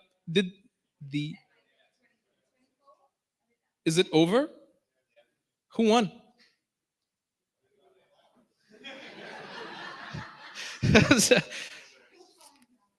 I hope not. Yes! Thank you. Oh, that's so good. Okay. Now, let's do some mother freaking rag. Okay, so it was Manchester United. Is that a good thing? Do we like Manchester United? No? Oh, okay. Liverpool. Arsenal. FC Bayern. Okay, whatever. I live in Germany. I don't know anything about that. Okay, so let's now get this page from Wikipedia. Perfect. Does it say who won? I think so. Road to the final. Maybe. Let's just see. So what we can do is we can do some rag. We can take this page here, right? And we can go to Langflow, and there's a whole ingestion flow. This is what I wanted to show you. Thank you, by the way, for humoring my struggle. Gosh, Cohesio, man. I taught it Cohesio today. That was my go-to. Anyway, so you can take this. There's a whole ingestion flow, right? You paste in a URL, and that gets broken down into chunks. Again, we don't want to overwhelm our database, so we break it down into chunks. And we use the same embeddings model, so the small, right, with the API key. Let's just add that. And what this flow is going to do is it's going to go read that Google page. Totally cool. We just add some tokens. It will read that Google page, right? And it will ingest it into my vector database, into Astra, as vectors. So it's going to convert every piece of text into some numbers, and it's going to learn. It's going to put this real-time information. Okay, it built successfully, meaning this stuff is now in my database under a collection called other data. So I'm going to go back here to other data, which is the active collection. And now I'm going to try again, dear God. And we will see what it says. Manchester, there you go. That's rag right there. You see? So thank you. It's literally the same prompt as an AI. I don't have real time. The same prompt as an AI, you do have real time. And I hope the pipelines were helpful, because that's all you do is you get some text and you turn it into vectors. Why vectors? Because they're numbers, and numbers can be compared for similarity. Okay. I want to show you two, and just to wrap up, this is how you do it with Langflow and Astra. If you want to play, I'm around. I work there, so if you want like free credit, it's all free anyway, whatever. But if you want credits or something, I don't know. I want to show you two things to finish, two real-world applications of RAG and GenAI that I personally, one of them I want, and so I built, and the other one I benefit from every day. Okay, let me show you this, and then we'll finish. So I have a podcast. The problem with the podcast is that it's very long form. As you may have noticed, I like to talk and listen. And so like episodes are around 2 hours, and they're usually with very interesting people. And I don't use interesting like sarcastically. I mean, they're actually interesting. So this is my, that's too narcissistic. Anyway, so let's just scroll past that very quickly. This is my podcast. And you can see the episodes are like an hour 37, an hour 45, and just like, who's going to listen to this, right? And so this is a great use case for RAG. So if I built a little search, and I can do whatever I want. So for example, the episode with Svenja, she's a genius with regular expressions. Anyone struggle with regex? I don't know how you say it. She's very smart with this. So we literally had an hour 45-minute discussion on regular expressions with her. And I can now learn from her by asking, what is the caret for in regex? And you can maybe ask this of ChatGPT and it will help you, but here's where RAG enables something completely new, right? So we discussed the caret at this time with Svenja in the episode, blah, blah, blah. You can obviously watch the whole thing, but if you click on this timestamp, it will start playing like of your regular expression, food experience. And that exactly means that the following character must be at the start of a string. And so the caret is used for the start of a string. Like it takes us to exactly that point where she says it. There's so much. And so, for example, we have a discussion about Airbnb sunsetting React Native, for those of you in the space. Why did Airbnb sunset React Native? And you just may want to know. And so we have someone who works with React Native as a guest tell us exactly that. And again, I do a search, and at this point in time, he says that. So this really helps people discover the content we cover, because there's quite a lot. That's one thing. And then finally, I wanted to show you one last thing that I built today because I needed it, which is, let's go to Netflix and watch it. Just kidding, we're not going to watch Netflix. But if we go to like actual Netflix, right, and search for like movies with a strong female lead. This kind of sucks, because this is how I search for movies. Like I'm in the mood to watch something that follows my natural language, aka vector search. And Netflix doesn't do that. They do substring match. And so I built a thing literally today in my hotel room out of frustration, where I call it movies plus plus. And I have some things that I've already searched for. So movies that feature large monsters, I can just press that and it does a little bit of a search. And it uses Gen AI, but not in the traditional way. It doesn't give me text, but it actually gives me like this, which is exactly what I want. And the cool thing is I can go back, for example, and search for the strong female lead as I did. And it gives me exactly what I expected. And of course, movies about, I don't know, cheese, right? And so SpongeBob, I don't even know what's going to come up. But okay, Ratatouille, there you go. Kind of perfect. And is this safe for work? Anyway,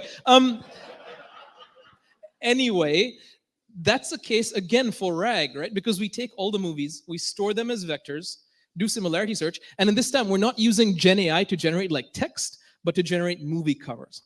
That is a thing we're calling Gen UI. And it really fixes one of the problems with Gen AI, which is the three we covered, but also the fact that they produce mostly text. You can now use it to produce more than text. And I really think this is the future of the web, where we don't just have chat interfaces, but like if you go on Amazon and your product recommendations are not text, they're also not evil things that have been tracked across your lifetime. They're just things that you typically like, generated with AI. And that's Gen UI. You saw the demo already. Anyway, I think I'll leave it there.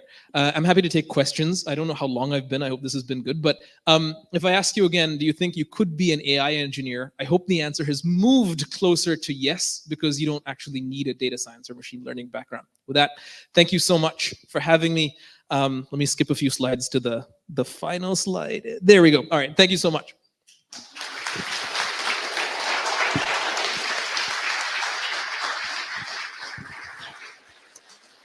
Thank you. Right, we are going to take some questions. We're going to skip a break. So once we've gone through the questions, if people want to have a toilet break, get a drink, blah, blah, blah, I've got some bits and bobs to say for our sponsors. But first of all, questions for Tejas? Anywhere? A few? Oh, okay. So what I'm going to do, I'm going to drop the mic. Here we go. Oh, yeah, nice. Hey, by the way, while you're getting the mic to him, I noticed I met some really great students here who were asking me about internships. So if anyone's company has internships for students, I'd suggest making that known somehow, because there's people looking. That's a great shout, Tejas. I'll do it on the mic in a second. can also just shout your question, I guess. Okay. Oh my god. Yeah. Hi. So you sort of were walking through like obviously potentials for using AI to generate UI, sort of like maybe doing like sort of semantic analysis and maybe choosing sort of like UI components or something like that, and then obviously kind of maybe augmenting sort of search and stuff like that.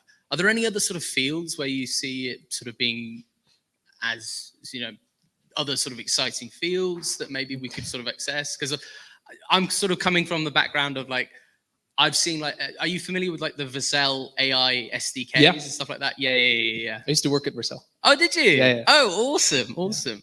But yeah, are there sort of any other fields as well besides those sorts of fields? Yeah, by fields, do you mean industries outside of tech? Yeah, well, so less so, because I've seen a lot around, kind of like that generative sort of AI UI, and then sort of like complementing search so that you can do sort of like more natural sort of search sort of fields. Yeah, I think if I understand your question correctly, if we're within tech, yes, the field is so hot, and it's so, I don't mean hot like in that way. I just mean like it's active.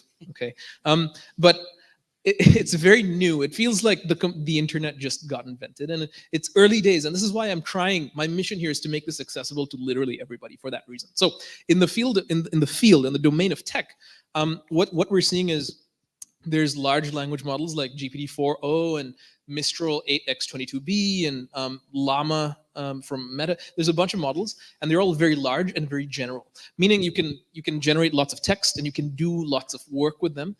But they are a nightmare to host yourself. And you often need to host models yourself for sensitive data, for your health data, etc. So Apple Intelligence actually does this, where 99% of the work is done by on-device, my pocket, on-device AI. And then when it needs to reach out for broader context, we'll invoke a larger model like GPT-4o from ChatGPT with your permission, right? And I think this is a very interesting space of like, doing as much as you can without leaking user data in a safe way, but then also giving the user their choice. Hey, is it okay if I share this to get you more stuff? So this interplay between small specialized models and large models is something that's interesting. I actually have a model running locally on my machine that runs my entire podcast. Not my entire one. I still show up and record episodes, but most of it. And so, yeah, the interplay between small specialized and large general is one field. There's another field in tech around agentic workflows. And a lot of people, so a friend of mine, Zachary Jackson, he invented Module Federation, right? He is doing this thing where he has like 3 different AI agents on his computer running. And one is an argumentative one, and one is an ideator. And they both talk about stocks to buy, stocks to trade. And finally, we'll go to like a larger language model, GPT-4o, to like, does this make any sense at all? And he just starts a while loop and has them do the thing. And ultimately, it's like, buy these stocks, do them now. So there's a lot of people working with agents. Agents are really cool because they, like large language models today, are all talk, no action. Literally, like they just give you like text. They can generate an email for you, but they will not like send the email. They will not even create a draft. They can't do anything. And agents are capable of doing actions, right? And so I'm currently at present working on an open source framework to make this more accessible to people. But I think having large language models that can also do work is another area that's pretty hot. Outside of tech, like in biology, for example, there's a lot. I'm associated with a university in Austria that is doing research on protein folding, and they're literally coming as close as possible to curing diseases, closer than we've been in centuries, using Gen AI, because it's, again, these algorithms are optimized for novelty. I actually have a disease that hasn't been cured ever. It's called hemophilia. It's genetic, and it's quite exciting because they're like really close now with Gen AI. So yes, I hope that answers your question in somewhat of a good amount of detail. Thank you very much. Pleasure. Thank you. I know there was another question somewhere, but we don't have time. Okay. Oh no. Who was the question? Was it you? I can just answer it in the break. Can I just say, yeah. Oh, okay. So we're not going to have a break. Oh. Spoiler alert. Because we're running behind. Tejas, are you staying around? Are you sticking around Of after? course. You want to come for a little Sure. drink? Okay, great. Or Thanks for asking or first. Just, you know. By the way, he's just going to be here. He's not. He's going to be here forever. Yeah. So grab Tejas afterwards. I'm so sorry that we couldn't do your question. We're going to move on to our next speaker. So feel free to have a toilet break, go to the bar if you need to. Max is our next speaker, so I'm just going to call you up to get prepped. Thank you, first of all, to Tejas. That was awesome.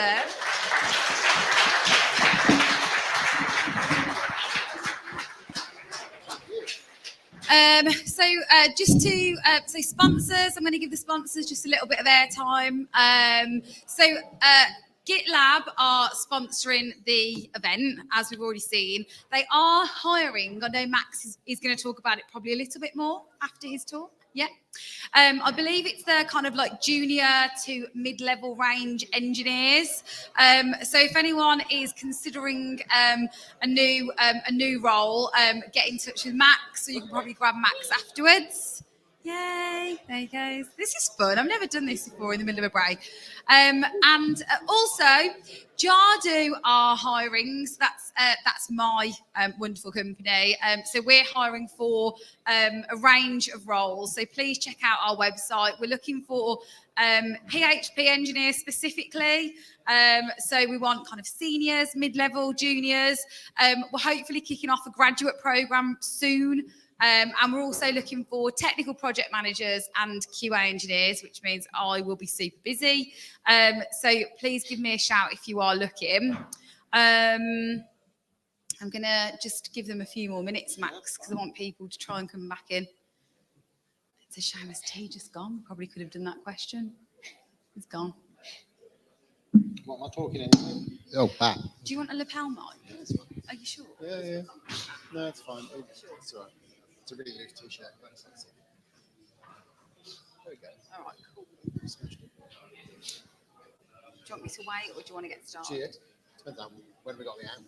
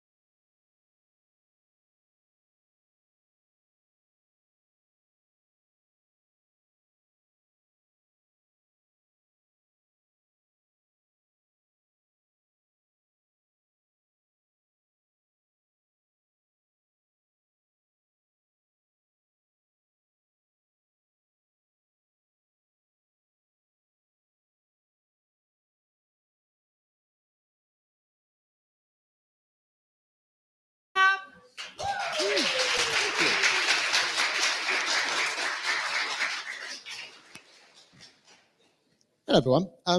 Before we get started, hands up if you have been a professional software engineer or worked in tech for, say, less than 3 years, or you're looking for your first job now.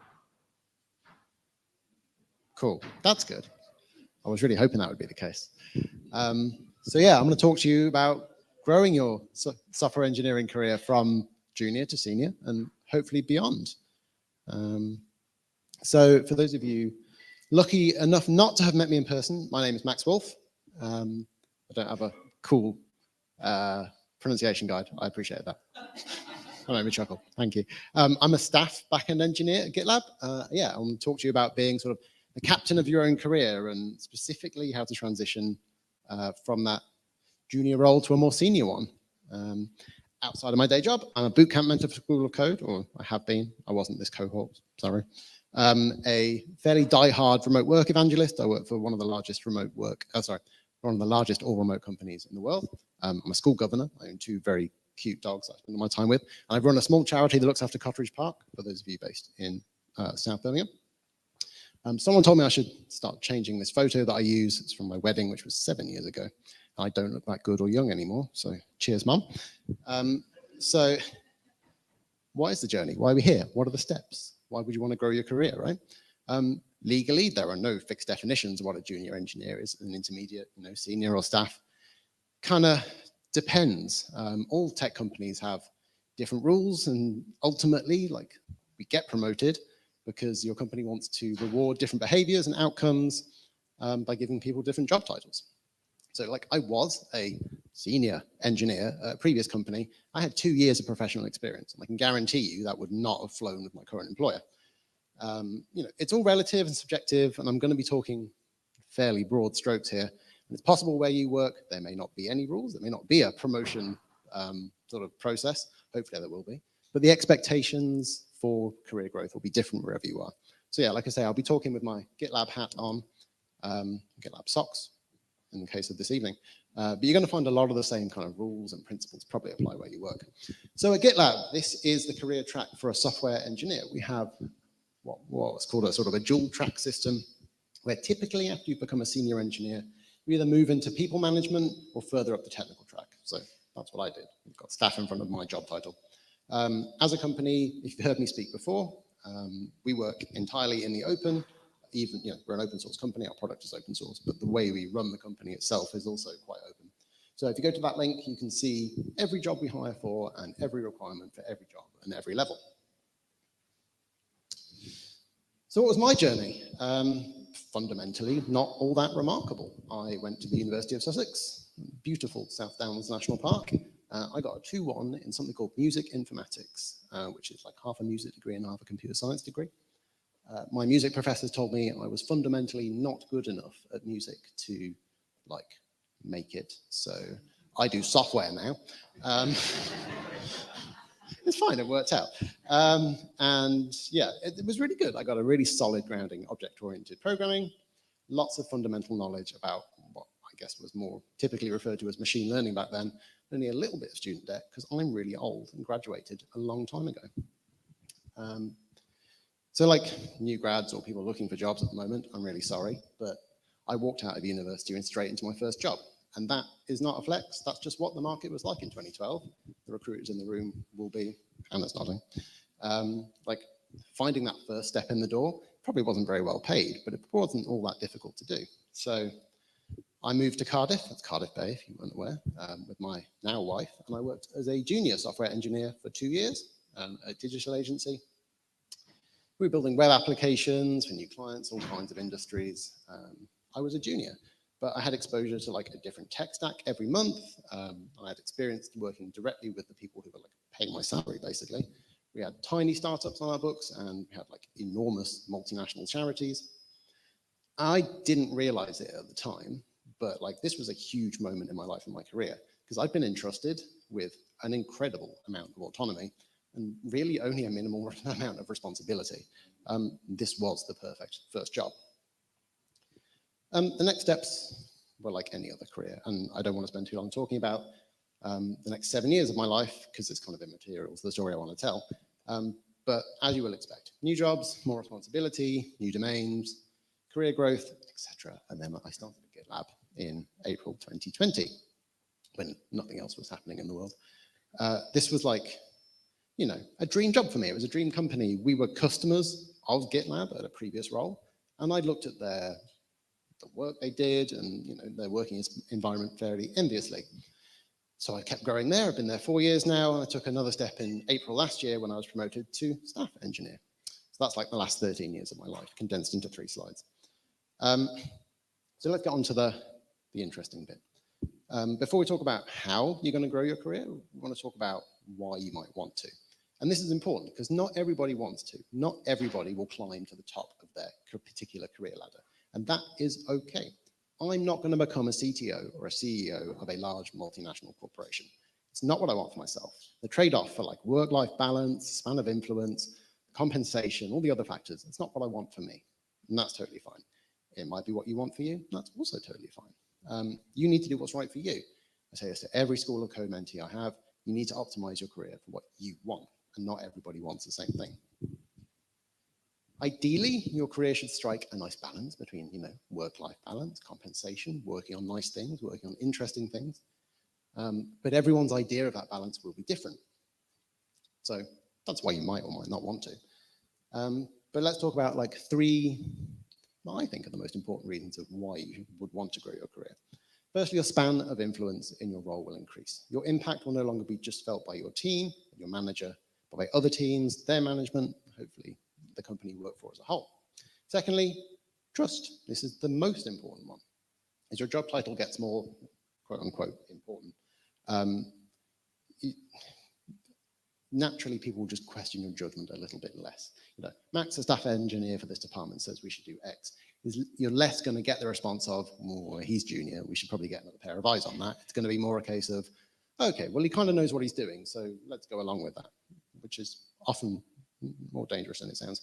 And lastly, you'll be trusted with just bigger, more complex, well-defined tasks. You know, your jobs are going to involve unpicking tricky, often nebulously or I guess poorly defined problems. No longer are you just expected to sit there and churn out features. So I was going to say this talk had no AI in it, but I didn't draw that. So as you move up the career ladder, your span of influence increases. What does that mean? Like, as a junior engineer, it's likely that your influence is limited to your teammates, your manager, perhaps some other teams, but probably not all that often. Like, decisions you make are going to affect the features you're working on, and that's fine. But senior staff engineers and further up, that span increases. Like, you'll be spending more time finding abstractions across larger code bases or having discussions about the best way to solve a problem, but not just on your team. Like, your span of influence is no longer just those people on your team. It could affect people on adjacent teams, other parts of the company, or perhaps have like wide-reaching effects for the company you work for. So again, more time and experience is just going to increase the trust your colleagues and leaders have for you, hopefully. And this has a compounding effect. Like, more trust creates more autonomy for your day-to-day work, which hopefully, when executed well, breeds more trust. Ideally, you want to be in a position where your manager and their manager and everyone in leadership just kind of trusts you to get stuff done. You know, the best place to be, I've found in my career, is that you want to be in a position where if Max says that something's going to get done, then they can just trust that it will. And also that I'll stand up and say, this isn't going to happen, and here's the reasons why. This is a win-win for everyone. Like, your managers know they can trust you, so they won't feel the need to micromanage you, which you don't want anyway. And this is a nice virtuous cycle, and something to aim for throughout your career. Like, managers and companies just want to hold on to people that are going to do what they say they're going to do. And the last why is, you know, as a senior and staff engineer, you're going to notice your role change from coder to software engineer. Like, your tasks are going to look less like put a button here or make it purple or add a link to this menu. It's going to be like, figure out why this menu is loading so slowly and then fix it. Your role is going to move from being a doer to like a thinker and a proposer, and hopefully still a doer. You're no longer just fixing bugs. I mean, you're probably going to do that too, but you know, you're going to be understanding why the bugs were introduced in the first place and tasked with thinking about maybe how to stop those bugs from being introduced ever again. That's going to be your new job. Okay, so the juniors in the room, hopefully, and the intermediates who are interested in growing their career, like, how do we actually go ahead and do that? Or how are some things that I think we should do to do that? This is obviously not an exhaustive list. My number one and most important tip on how to grow your career from a junior engineer and further up is to stop and actually just enjoy it for a while. Like, your first software job is going to be hard, like actually surprisingly properly exhausting. Who has recently started their first job and is surprised how tired they were at the end of their first day? Yeah, one lonely hand, but I know it was more than you. Like, you will, even in the most supportive of environments, be thrown in at the deep end. My first job was a web agency, and our biggest, well, our only customer at that time was the world's largest Christian humanitarian charity, and they turned over tens of millions of dollars every year. So minutes of downtime equaled like thousands of dollars lost for some of the financially poorest people on the planet. So yeah, no pressure or anything. It ran on Ruby on Rails 2, which was out of date at the time. And something was constantly on fire. I wasn't thrown in at the deep end. The entire pool was the deep end. Like, the pool was on fire. An actual data center caught fire at some point. It was, I'm getting a little like, yeah, getting me going even just thinking about it. But like that was the beauty in hindsight. Like this is 15 years later. But I had this incredible experience of working on a team of like ridiculously kind and knowledgeable and intelligent engineers who wanted me to succeed, and they let me try things and fail at things and learn from those failures. Because I was the junior with basically no experience. I had half a computer science degree and just kind of said, please, can I have a job? So it meant that I could fail and my head wasn't on the chopping block. So any good company, the juniors screwing up means that more senior engineers and leadership need to go, okay, how do we let this person with half a computer science degree show up and set everything on fire? How can we equip them better for next time? And to be fair to my employers, they absolutely did do that. If that employer wanted someone who got everything right perfectly first time, was able to lead a team and could code everything at record speed, it would have cost them more than they were paying me. Like they did the cost benefit analysis of hiring a junior engineer and it paid off, like for both of us. And as a junior, it's pretty likely that your employer made that same calculation. To be frank, if they wanted perfection on day one, they wouldn't have chosen you. So yeah, I'm carrying on with the AI generation, sorry. As a junior, you probably know less than 1% of the stuff you're gonna know over the course of your career. I'll be honest, 13 years on, I'm probably at the 4% range now. Your role as a junior is not to be as knowledgeable or as efficient as your more experienced peers. It is to use that time to build knowledge from your more experienced peers. And like, I get it. If you're brand new to this and you've been in a new job for like, I think I spoke to someone earlier and they're in their first coding job and they've been doing it for like 6 months. It feels uncomfortable to kind of rock up to someone who's been doing it for years and say, hey, I've got this question, which you know they know really easily and you feel stupid asking it. But it is quite literally their job. Do it, ask the question. At GitLab and any other good company, it will be an actual job requirement for senior engineers to assist and unblock their junior colleagues. So like that is a list of all the requirements for a staff engineer at GitLab. One of which is to provide mentorship for all engineers on your team and grow them in their technical responsibilities. So I will be marked down in my performance review if I'm not doing that. More importantly, representing GitLab in public communications. So. But like be sensible, of course, and try and answer some things for yourself. But like as a general rule of thumb, if you're stuck on something after an hour, get some assistance. Like, and this is a win-win for everyone again, even if it may not seem that way to you as a junior. Personally, I learn by teaching.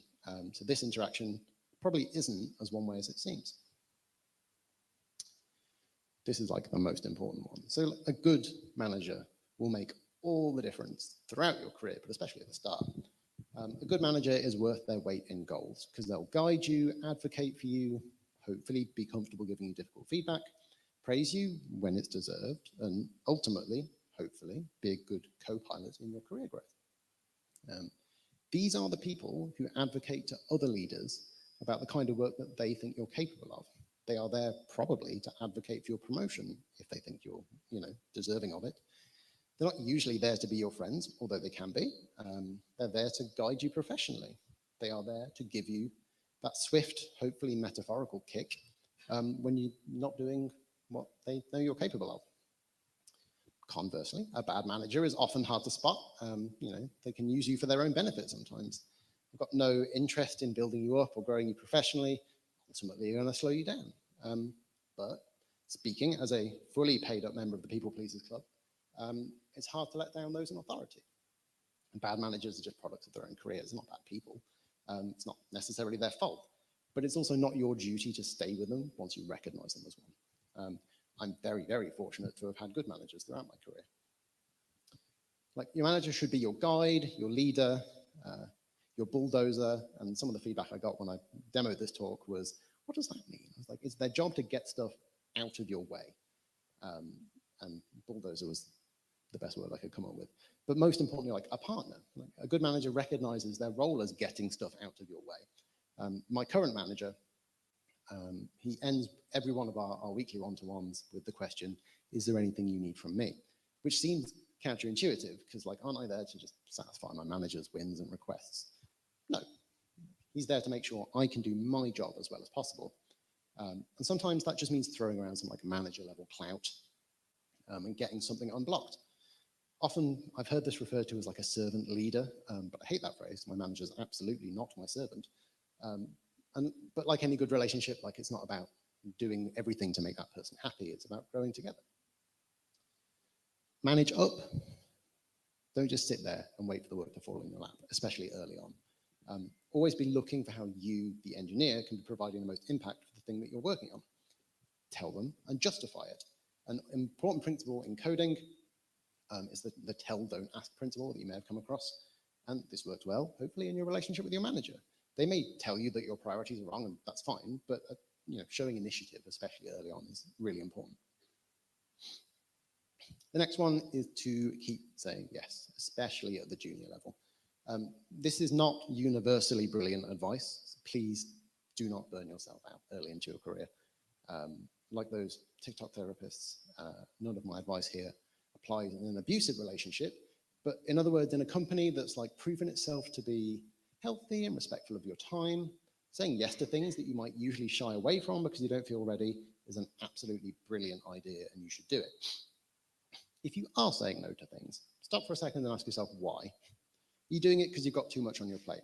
Okay, fair enough. That's an important skill, being able to turn back to people in authority and say, I cannot do this because there are not enough minutes in the day. That's totally fair enough. Are you doing it because you're scared of failing? I guarantee that the person who's delegated that task to you has already done that calculation. They know that you, the junior, are going to take like 2, 3, 4, 10, 100 times longer to complete a task. But they know that already, and they still delegated it to you. So you have been entrusted at this point. Like, figure it out, make it happen. Forge those internal connections around you to help you. And if you fail, that's okay. Make sure you understand why you failed, what you need to undo the failure, if that's within your control, and try again. Remaining in your sort of siloed junior bubble and not building those connections is a fantastic way to stay there. So there's 2 universal truths that took me far too long to learn about promotion. Number 1, being good at your job is not enough to be promoted. And 2, you need to be actively working towards making that case for your promotion. Assuming career growth is what you're looking for, you do need to know what that means. And sure, length of service will help, but it's not enough. Most companies will have some sort of internal career matrix that you can see. As I said earlier, GitLab has that list of all the jobs that we hire for and all the things we expect from each people of those lists, of those roles and the different levels. So when I'm, when I'm looking for promotion, it's a case of looking at that page. So here's the list of responsibilities for a senior engineer, a senior backend engineer at GitLab. And there's the link if you want to check it out yourself. Hopefully I meet all of these. So find the equivalent for your company. Understand their promotion process. Ask the people in power, the people who make these decisions, how do I get promoted? What is it I need to do? It's different for every company. But there will be, hopefully, a set standard for what they expect from a senior engineer. And then it's up to you to meet that, and then more importantly, prove that you have met it. In a large company, a particular engineering manager may have 3, 6, 9. I've heard managers with even more direct reports than that. You need to be making that case for yourself. Next, lean on your seniors. Lean on us, please. Part of your senior or hire's role is to be leaned on. Good senior and staff engineers want to hear from you as juniors. Like, we want to help, we want to guide, we want to build you up. Sure, some don't, but like in my book, to be a good senior or staff engineer, you've got to enjoy that part of the job. You've got to enjoy the mentoring, the growing of your junior colleagues. It's a part of the job that I enjoy. I've met very, very few senior and staff engineers that genuinely dislike that part of the role. There is nothing worse than a junior engineer who doesn't ask questions. Like, refusing to ask questions of your more senior colleagues may seem sensible. It is misguided. If I don't ask for help, then it seems like I know everything. So that reflects well on me. It does not. Software engineering is a team sport. Long gone, thankfully, are the days of the behoodied hacker in a basement knocking out code. We are now in the business of building complex systems, and that is a team sport. Please don't make the mistake of thinking that senior staff engineers know everything, though, because they don't. I do not. Whenever I take on a new mentee from School of Code, I was really hoping that any of the people I've mentored would be it, but I don't think they are. But I always give them the same talk, which is like, look, I've done this a while, but I'm really bad at React. Like, I am not good at JavaScript because I never learned it properly. It was not necessary for my career up until this point. I'll work through any problems you give me. I kind of understand it a bit, but I don't just magically know all the answers. But I'll work through it with you. So who here loves networking? Like, genuinely loves getting into a room of strangers? I'm going to ignore, like, if you're a DevRel or work in marketing, like, ignore this bit, but because you love it. But of the software engineers in the room, who loves networking? Like, genuinely loves getting into a room of strangers and striking up a conversation, forging connections, and building deep relationships with peers in your industry? Yeah, so like 4.5. Okay, of those people with your hands up, put your hands back up again. How many years have you been in industry? Is it more than 5? Yeah, there we go. That's okay. Like, I'm not trying to shame you. That's kind of normal. Like, I used to be hopeless at it because networking is something that business people in suits do. It's not what coders do, right? Unfortunately, that is wrong, or at least it should be wrong. I would probably argue now, in hindsight, that people networking is more impactful than it would be for those business people, especially on a personal career development level, because you never know what could come from a conversation with someone you don't know. And places like this are an excellent place to do it. You know, you might meet someone with an interesting product idea, a shared interest, a recruiter with an interesting job opportunity, or a fellow engineer solving an interesting problem in their job that you want to know about. All of these are really interesting conversations to have, and the effect of networking, unfortunately, is not immediate. It compounds over years, in some cases decades. Like, I'm not stood here by accident. I met Andy and Hannah at a conference in, I want to say 2016. Yeah, which was actually a really long time ago. I won a toy drone from Hannah in a raffle, which my dog dutifully destroyed within like 2 days. But that wasn't the point. As folks in recruitment, I got chatting to them, and you know, obviously it's their role to build connections with local engineers in their area. But that led indirectly to then this opportunity to speak here tonight, 8 years later. And because representing GitLab in public settings is now part of my role as a staff engineer, that conversation in 2016 led to career growth for me in 2024. Another example, in 2012, my very first like work experience job, I shared an office with a very small, at the time, local company called Substract, which some of you may have heard of. Yes, I'm nodding. Who I then went to work for 7 years because of the relationships forged by meeting the people that were sharing an office with me. They had a really cute dog called Dave, and you know, conversations come up that way. So like, you've got to own your own career now. You are the CEO, even if you don't want to be a CEO. You are the CEO of this product that is the next few decades of your working life, assuming this is the thing that you stick with. And with any luck, your managers will support you in your goals, and ultimately, unfortunately, you are in charge. And like any product, there will be missteps and mistakes and bumps and unforeseen problems and life, and that's fine, but you can still be optimizing for what you want in 1 year, 5 years, 10 years.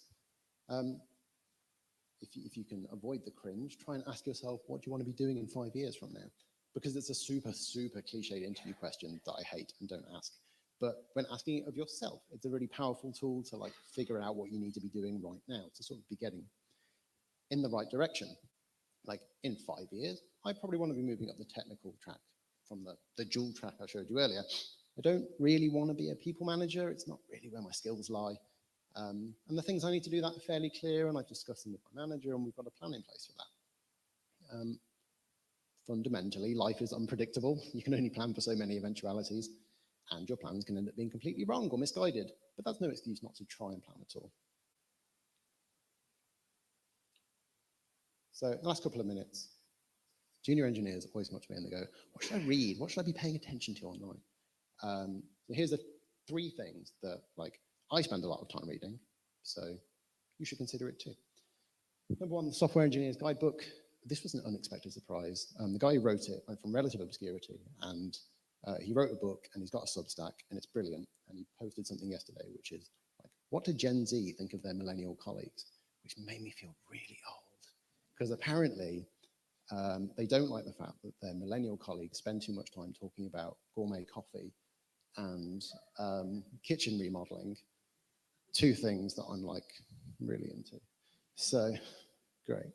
You should read his book. It's really interesting. It goes into more detail about some of the stuff I've talked about tonight. The Agile Manifesto. I expected that to get more groans. It's one of the most consequential documents written in software in the last like 30 years. Regardless of your opinion of its outcomes, and there have been opinions, it has been transformative in the way that software engineers work. So read it, understand the intention behind it, and internalize it in the way that you work. And another great way to just stay on the pulse of the general software engineering industry is to read Hacker News. You'll find like any leader in the industry who doesn't, they all read it. So you should too. It's user generated, but quite well moderated. Like all of these things, they have a very strong sort of US Silicon Valley slant. That's where a lot of this stuff happens. So it's really good to stay on top of it. Thank you so much for coming out tonight. I've been really looking forward to this talk. I'm so glad so many juniors were able to come out tonight. It's been really great chatting to you. Come chat to me later as well. I'll be around. There's one other GitLab team member around, James, who, there you go, he's right in the corner. We've got stickers and socks that I need to distribute. If you'd like to join our talent community, when we've got junior roles, and also if you would be interested in a career at GitLab at a higher level, please scan that QR code and give us your details. I've got copies outside as well. Thank you very much.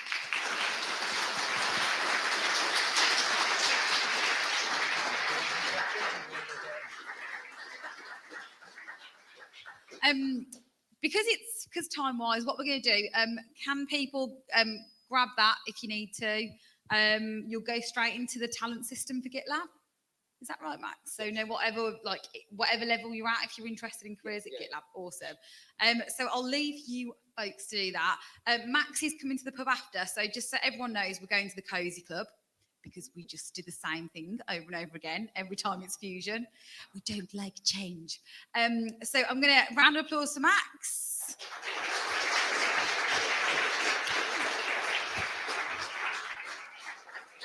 Awesome. So Max will be there to ask any questions, have a chat.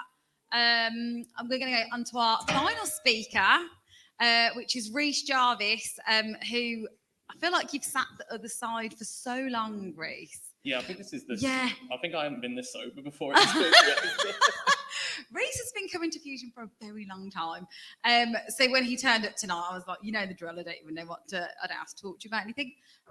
So Rhys is a technical lead at BJSS. So I'm going to hand over to Rhys.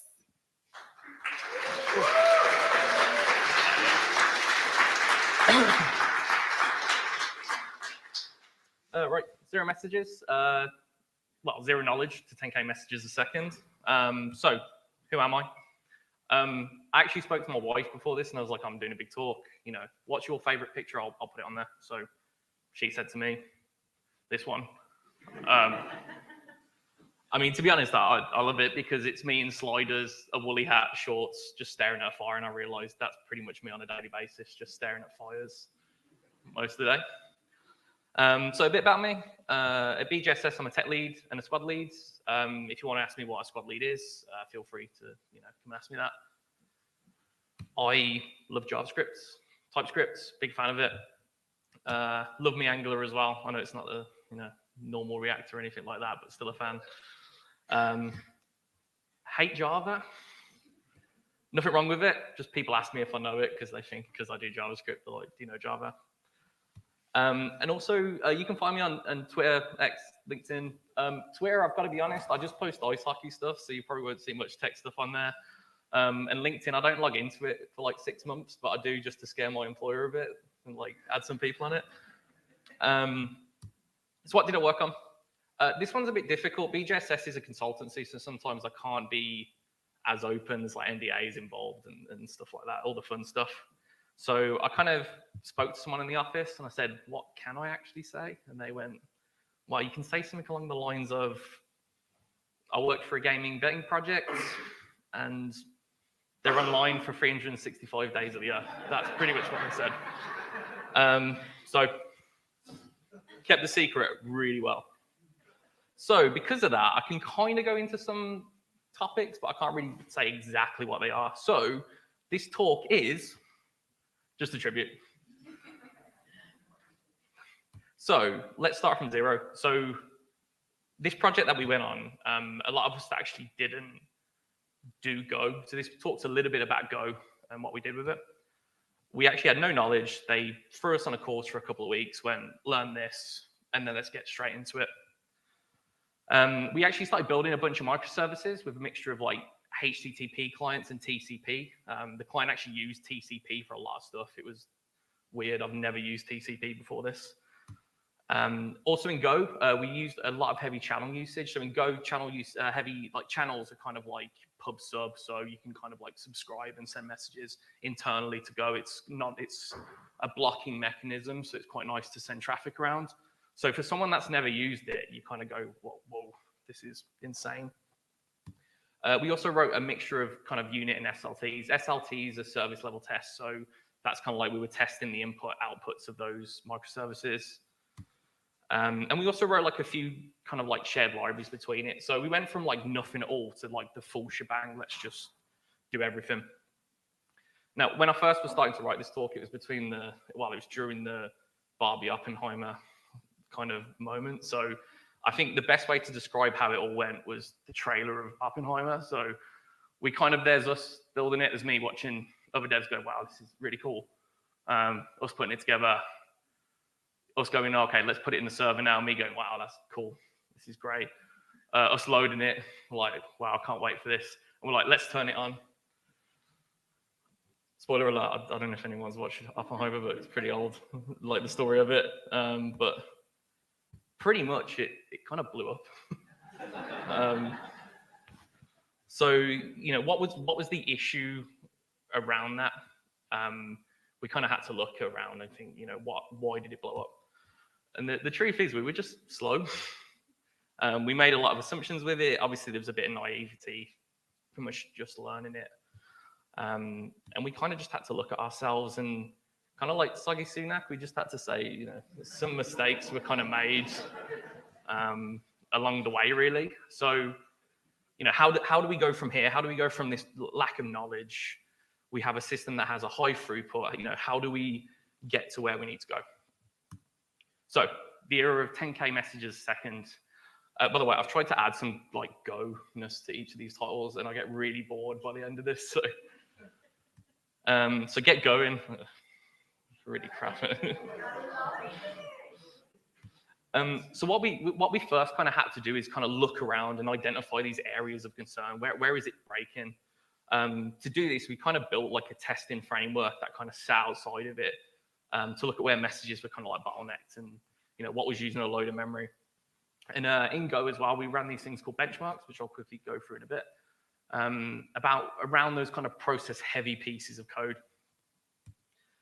We then kind of fixed those like concerns. So, you know, we refactored some of the microservices that were causing us issues. We turned some processes that were synchronous and realized we could actually make them asynchronous. And we also like kind of digged a bit deeper into Go. We did some like internal learning, looked at, you know, were we doing the right patterns? Were we doing the right Goisms and all this kind of stuff? And, you know, we needed to take lessons from what happened. We can't just sit there and go, okay, oh, it was just because we didn't really know. We need to take those lessons and then build mechanisms into our processes to keep track of these changes, to improve on what we've done. So let's go through some of those. It's right, you can groan, it's terrible. So benchmarking, so I mentioned benchmarking a little bit. So in benchmarking, in Go, it kind of looks like this. So it looks like a test. So in this case, it's just a Fibonacci, and you just write it really quick. What that actually does, if you want to run it, you just literally run Go test, tell it to run the bench part of it, and it actually comes out with this really nice kind of output where it says, you know, Fib1, we ran it loads of times, and for each operation, it's, you know, 2.84 nanoseconds. This is like the start of the evidence we started to collect to say, you know, what is it doing? There's something also quite cool where you can actually do benchmarking with allocations. So to do that, with that previous code where you're just kind of like testing that piece of functionality, we then kind of add report allocations. what you end with that is kind of like the same output, but it has quite a bit added on. So it says how many bytes were written during that operation, and it also says how many allocations it did. Why this is important is, we could see those parts where in those specific parts of code, what kind of like memory footprint we were generating every time it was running. And we kind of looked at that and we said, how can we add this to the processes that we do to really add some impact to it? So what we did is we started to think, can we add it to MRs to actually track these changes between what we were doing? So the plan, it was kind of simple. We said, we wanted to understand that impact. We wanted a way to record it as well for evidence. So between all these changes going in, at what point did we decrease, improve performance, all these questions we asked ourselves. And we wanted more oversight across teams as well. So the makeup of the project, there was kind of like a few teams dotted around. So, each team wanted to make sure that they weren't causing any more issues for other teams. So how we achieved that? So funnily enough, we built a Go script. We called into the API of the source control we were using. We started, seeing what we could do with it, write comments, all that kind of stuff. Because Go actually builds into a binary, we could run it part of the pipeline process as well. So it was really easy to just inject that, have it as a part of the pipeline. And what it would do is it would check previous benchmarks on the last merged MR to main, so we could start tracking, how is this changed? And that generates a comment that highlights any difference in the performances. Sometimes it's just, you'll always get some differences. So it might kind of say red and go, this has changed, but it's like 1 nanosecond. And it was a part of the decision process for reviewers, so reviewers could actually see those changes and go, this has decreased, but we have added a load of code, so we kind of expect it. I can't really show you what it looked like, but I can kind of give you an artistic interpretation of what it looked like. So when I open like the MR and I see the comment, it's kind of looking back at you like this. And it's kind of a bit scary, really. So yeah, artistic rendition of what it kind of looked like. But this was great because we then had that evidence. People could start reviewing it. We could start having these conversations about, it's decreased in performance by 10 nanoseconds. Is that really much? Do we care about that? Are we really going to argue about it? And then we kind of asked ourselves, how do we go from these small units that we are benchmarking to like larger pieces? So we looked at something like our NFT framework that we built. So non-functional testing. We wanted to see kind of like our memory footprint, what CPU usage we were doing, our messages being delivered across the application. So the kind of high level overview that we did with that, we had a bunch of config, bunch of scenarios. We injected it into a testing orchestrator, which we built by hand. What that would do is that would actually talk to the whole application, and then we just get a bunch of data out of it. This was great for us because we'd run it, we put all these scenarios in, like, show us what 200 users looks like while it's doing this behavior.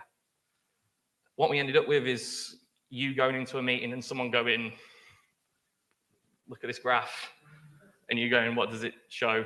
And then you're all having a discussion for a while, saying, okay, I see what it's doing now. So this became really powerful for us. We could swap out components, so we could say, like, Team X would go, I've changed something in this. Can we see what it does under this scenario? And we used it to kind of like notify key stakeholders as well. So, if kind of like project delivery teams are like, what's going on with this? Why is it still broken? We go, well, this is where we've got to with the problem. We've noticed this X behavior. We're just trying to understand why this is doing it. Now, for the really kind of like awkward problems, we just pprof CPU profiling. So if anyone's done like JavaScript front end work, you kind of like can see this a lot with it. So with Go, it's actually kind of easy to do. So it's as easy as importing just this package and letting it run. The HTTP default serve mux is actually kind of like your roots if you do any like, Express or anything like that. So it's really easy to like inject. I'm not going to go into too much though, because it is a massive talk trying to go through all this. It's kind of like understanding behaviors and call stacks and stuff like that. But if you've ever done any like JavaScript and you kind of want to look really like smart in front of someone and you go, oh yeah, I can read this, then it's kind of like what it comes out as. But it's a nice tool to kind of look through and look at the behaviors, the call stats, see what's being called multiple times, and kind of looking at and reevaluating, should I be calling this function 100 times over the stack? You can reevaluate the behaviors between it all. And then one other thing that we kind of did during it as well is we looked at kind of how we were sending stuff as well. So the issue was that we had one endpoint which was just being battered by an external service because it was like, I want to know, what's this? Give me this. Give me more info. Give me more info. And we tried a few things. We tried batching the updates to see if that would help. We tried removing any duplicates to try and, again, help in some way with the memory footprint, reduce processing. But then someone said in one meeting was like, oh, we should try ProBuff. And we were like, yeah, let's do it. So funnily enough, because we had this NFT framework, we were like, let's do a proof of concept and just throw it through and see what happens. And just looking at performance in Go on JSON and ProBuff. JSON, it's kind of doing like, it can serialize in 527 nanoseconds, but ProBuff itself can do it in 197. So it's pretty much half the speed to serialize it. Now, with anything like that, when it comes to performance, there are downsides to it. So to set the scene, if you're there at like midnight, working all day, someone goes, it's broke, and there's two of you going, okay, let's have a look. Let's read the logs. Let's find out what's going on. JSON is really easy. You go, oh, the user's active. It shouldn't be. Now, if you do ProBuff and you haven't, put that work in to make sure that you can read those in the logs if it's ProBuff, you end up reading that. And to be honest, I know which side I'd want to find at midnight, staring at something. So what was the outcome of all these things once we had it together? We had a wide range of tools to manage the changes, see the impact. We could, try little things with benchmarking. We could try greater things with our NFT framework. We had evidence as well. So if someone said, why is it so slow? We could say it wasn't, it wasn't us that did it. It could be something else externally. We can prove it because we have the evidence for it. That ability to try out proof of concepts worked great because we could actually take real world scenarios and throw it through and say, oh, I want to try it with this function working slightly different. Does it make that much of an impact? And because of that, it kind of empowered individuals because that MR benchmarking work was actually suggested by someone one morning and someone said, go away and build it. Let's see what it looks like. And because we had to kind of reevaluate what we had done so far, we were all still learning Go. How do we, improve from there? And it was more about empowering individuals to say, suggest us something, let's try something new. And it built confidence across the teams. We knew that one person couldn't just go in there and just blow everything up. We had the unit tests in place, the SLTs, we benchmarked it, and we also had that NFT framework. And it kind of just helped key stakeholders, both from us as BGSS and also the client to say that, we've got stuff in place. We can prove to you where we are and how we're doing it. So some final thoughts, because I think everyone wants to go to the pub or home. Even though this talk's kind of about what we did with throughput and performance, you don't need to have that problem to take away some stuff from this. So reflect on those situations that kind of worked in failure, like something has blown up. It will happen in this profession. Like reflect on what's happened. How can you improve that to make sure that the next time you have a safety buffer there to help you out? Yeah, look at the processes, improve them. And also, my kind of one thing that I will take away from this whole thing that I've done. Do you have discussions like this? I found this regex, Stack Overflow, looks like the real deal. There is nothing wrong with my recursive function on this large data set. And my personal favorite, which I use quite a lot, JavaScript just does it way better. So, but what I'll say is you have these conversations daily, and what I'll say after all this learning is, prove it, create a benchmark. It's really useful, very helpful. And yeah, thanks.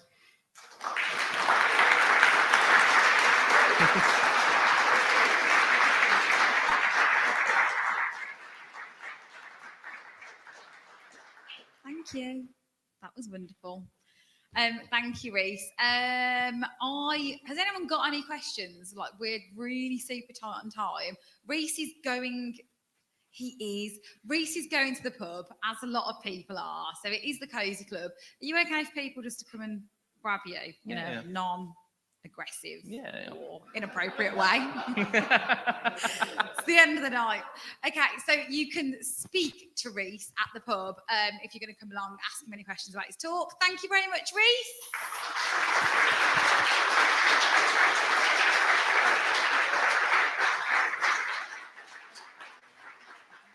And that, folks, is the end. So thank you so much for joining this evening, for all of you for buying tickets, being here. Thank you to our amazing speakers, our sponsors. Our next event is on September the 19th. I've been prepared, sort of, still don't really have any speakers. But again, speakers, sponsors, please get in touch, because we'd love to have anyone involved in Fusion. Have a fantastic night. If you don't know where the Cozy Club is, grab one of the Fusion team and everyone will kind of walk together. Awesome. Take care, everyone.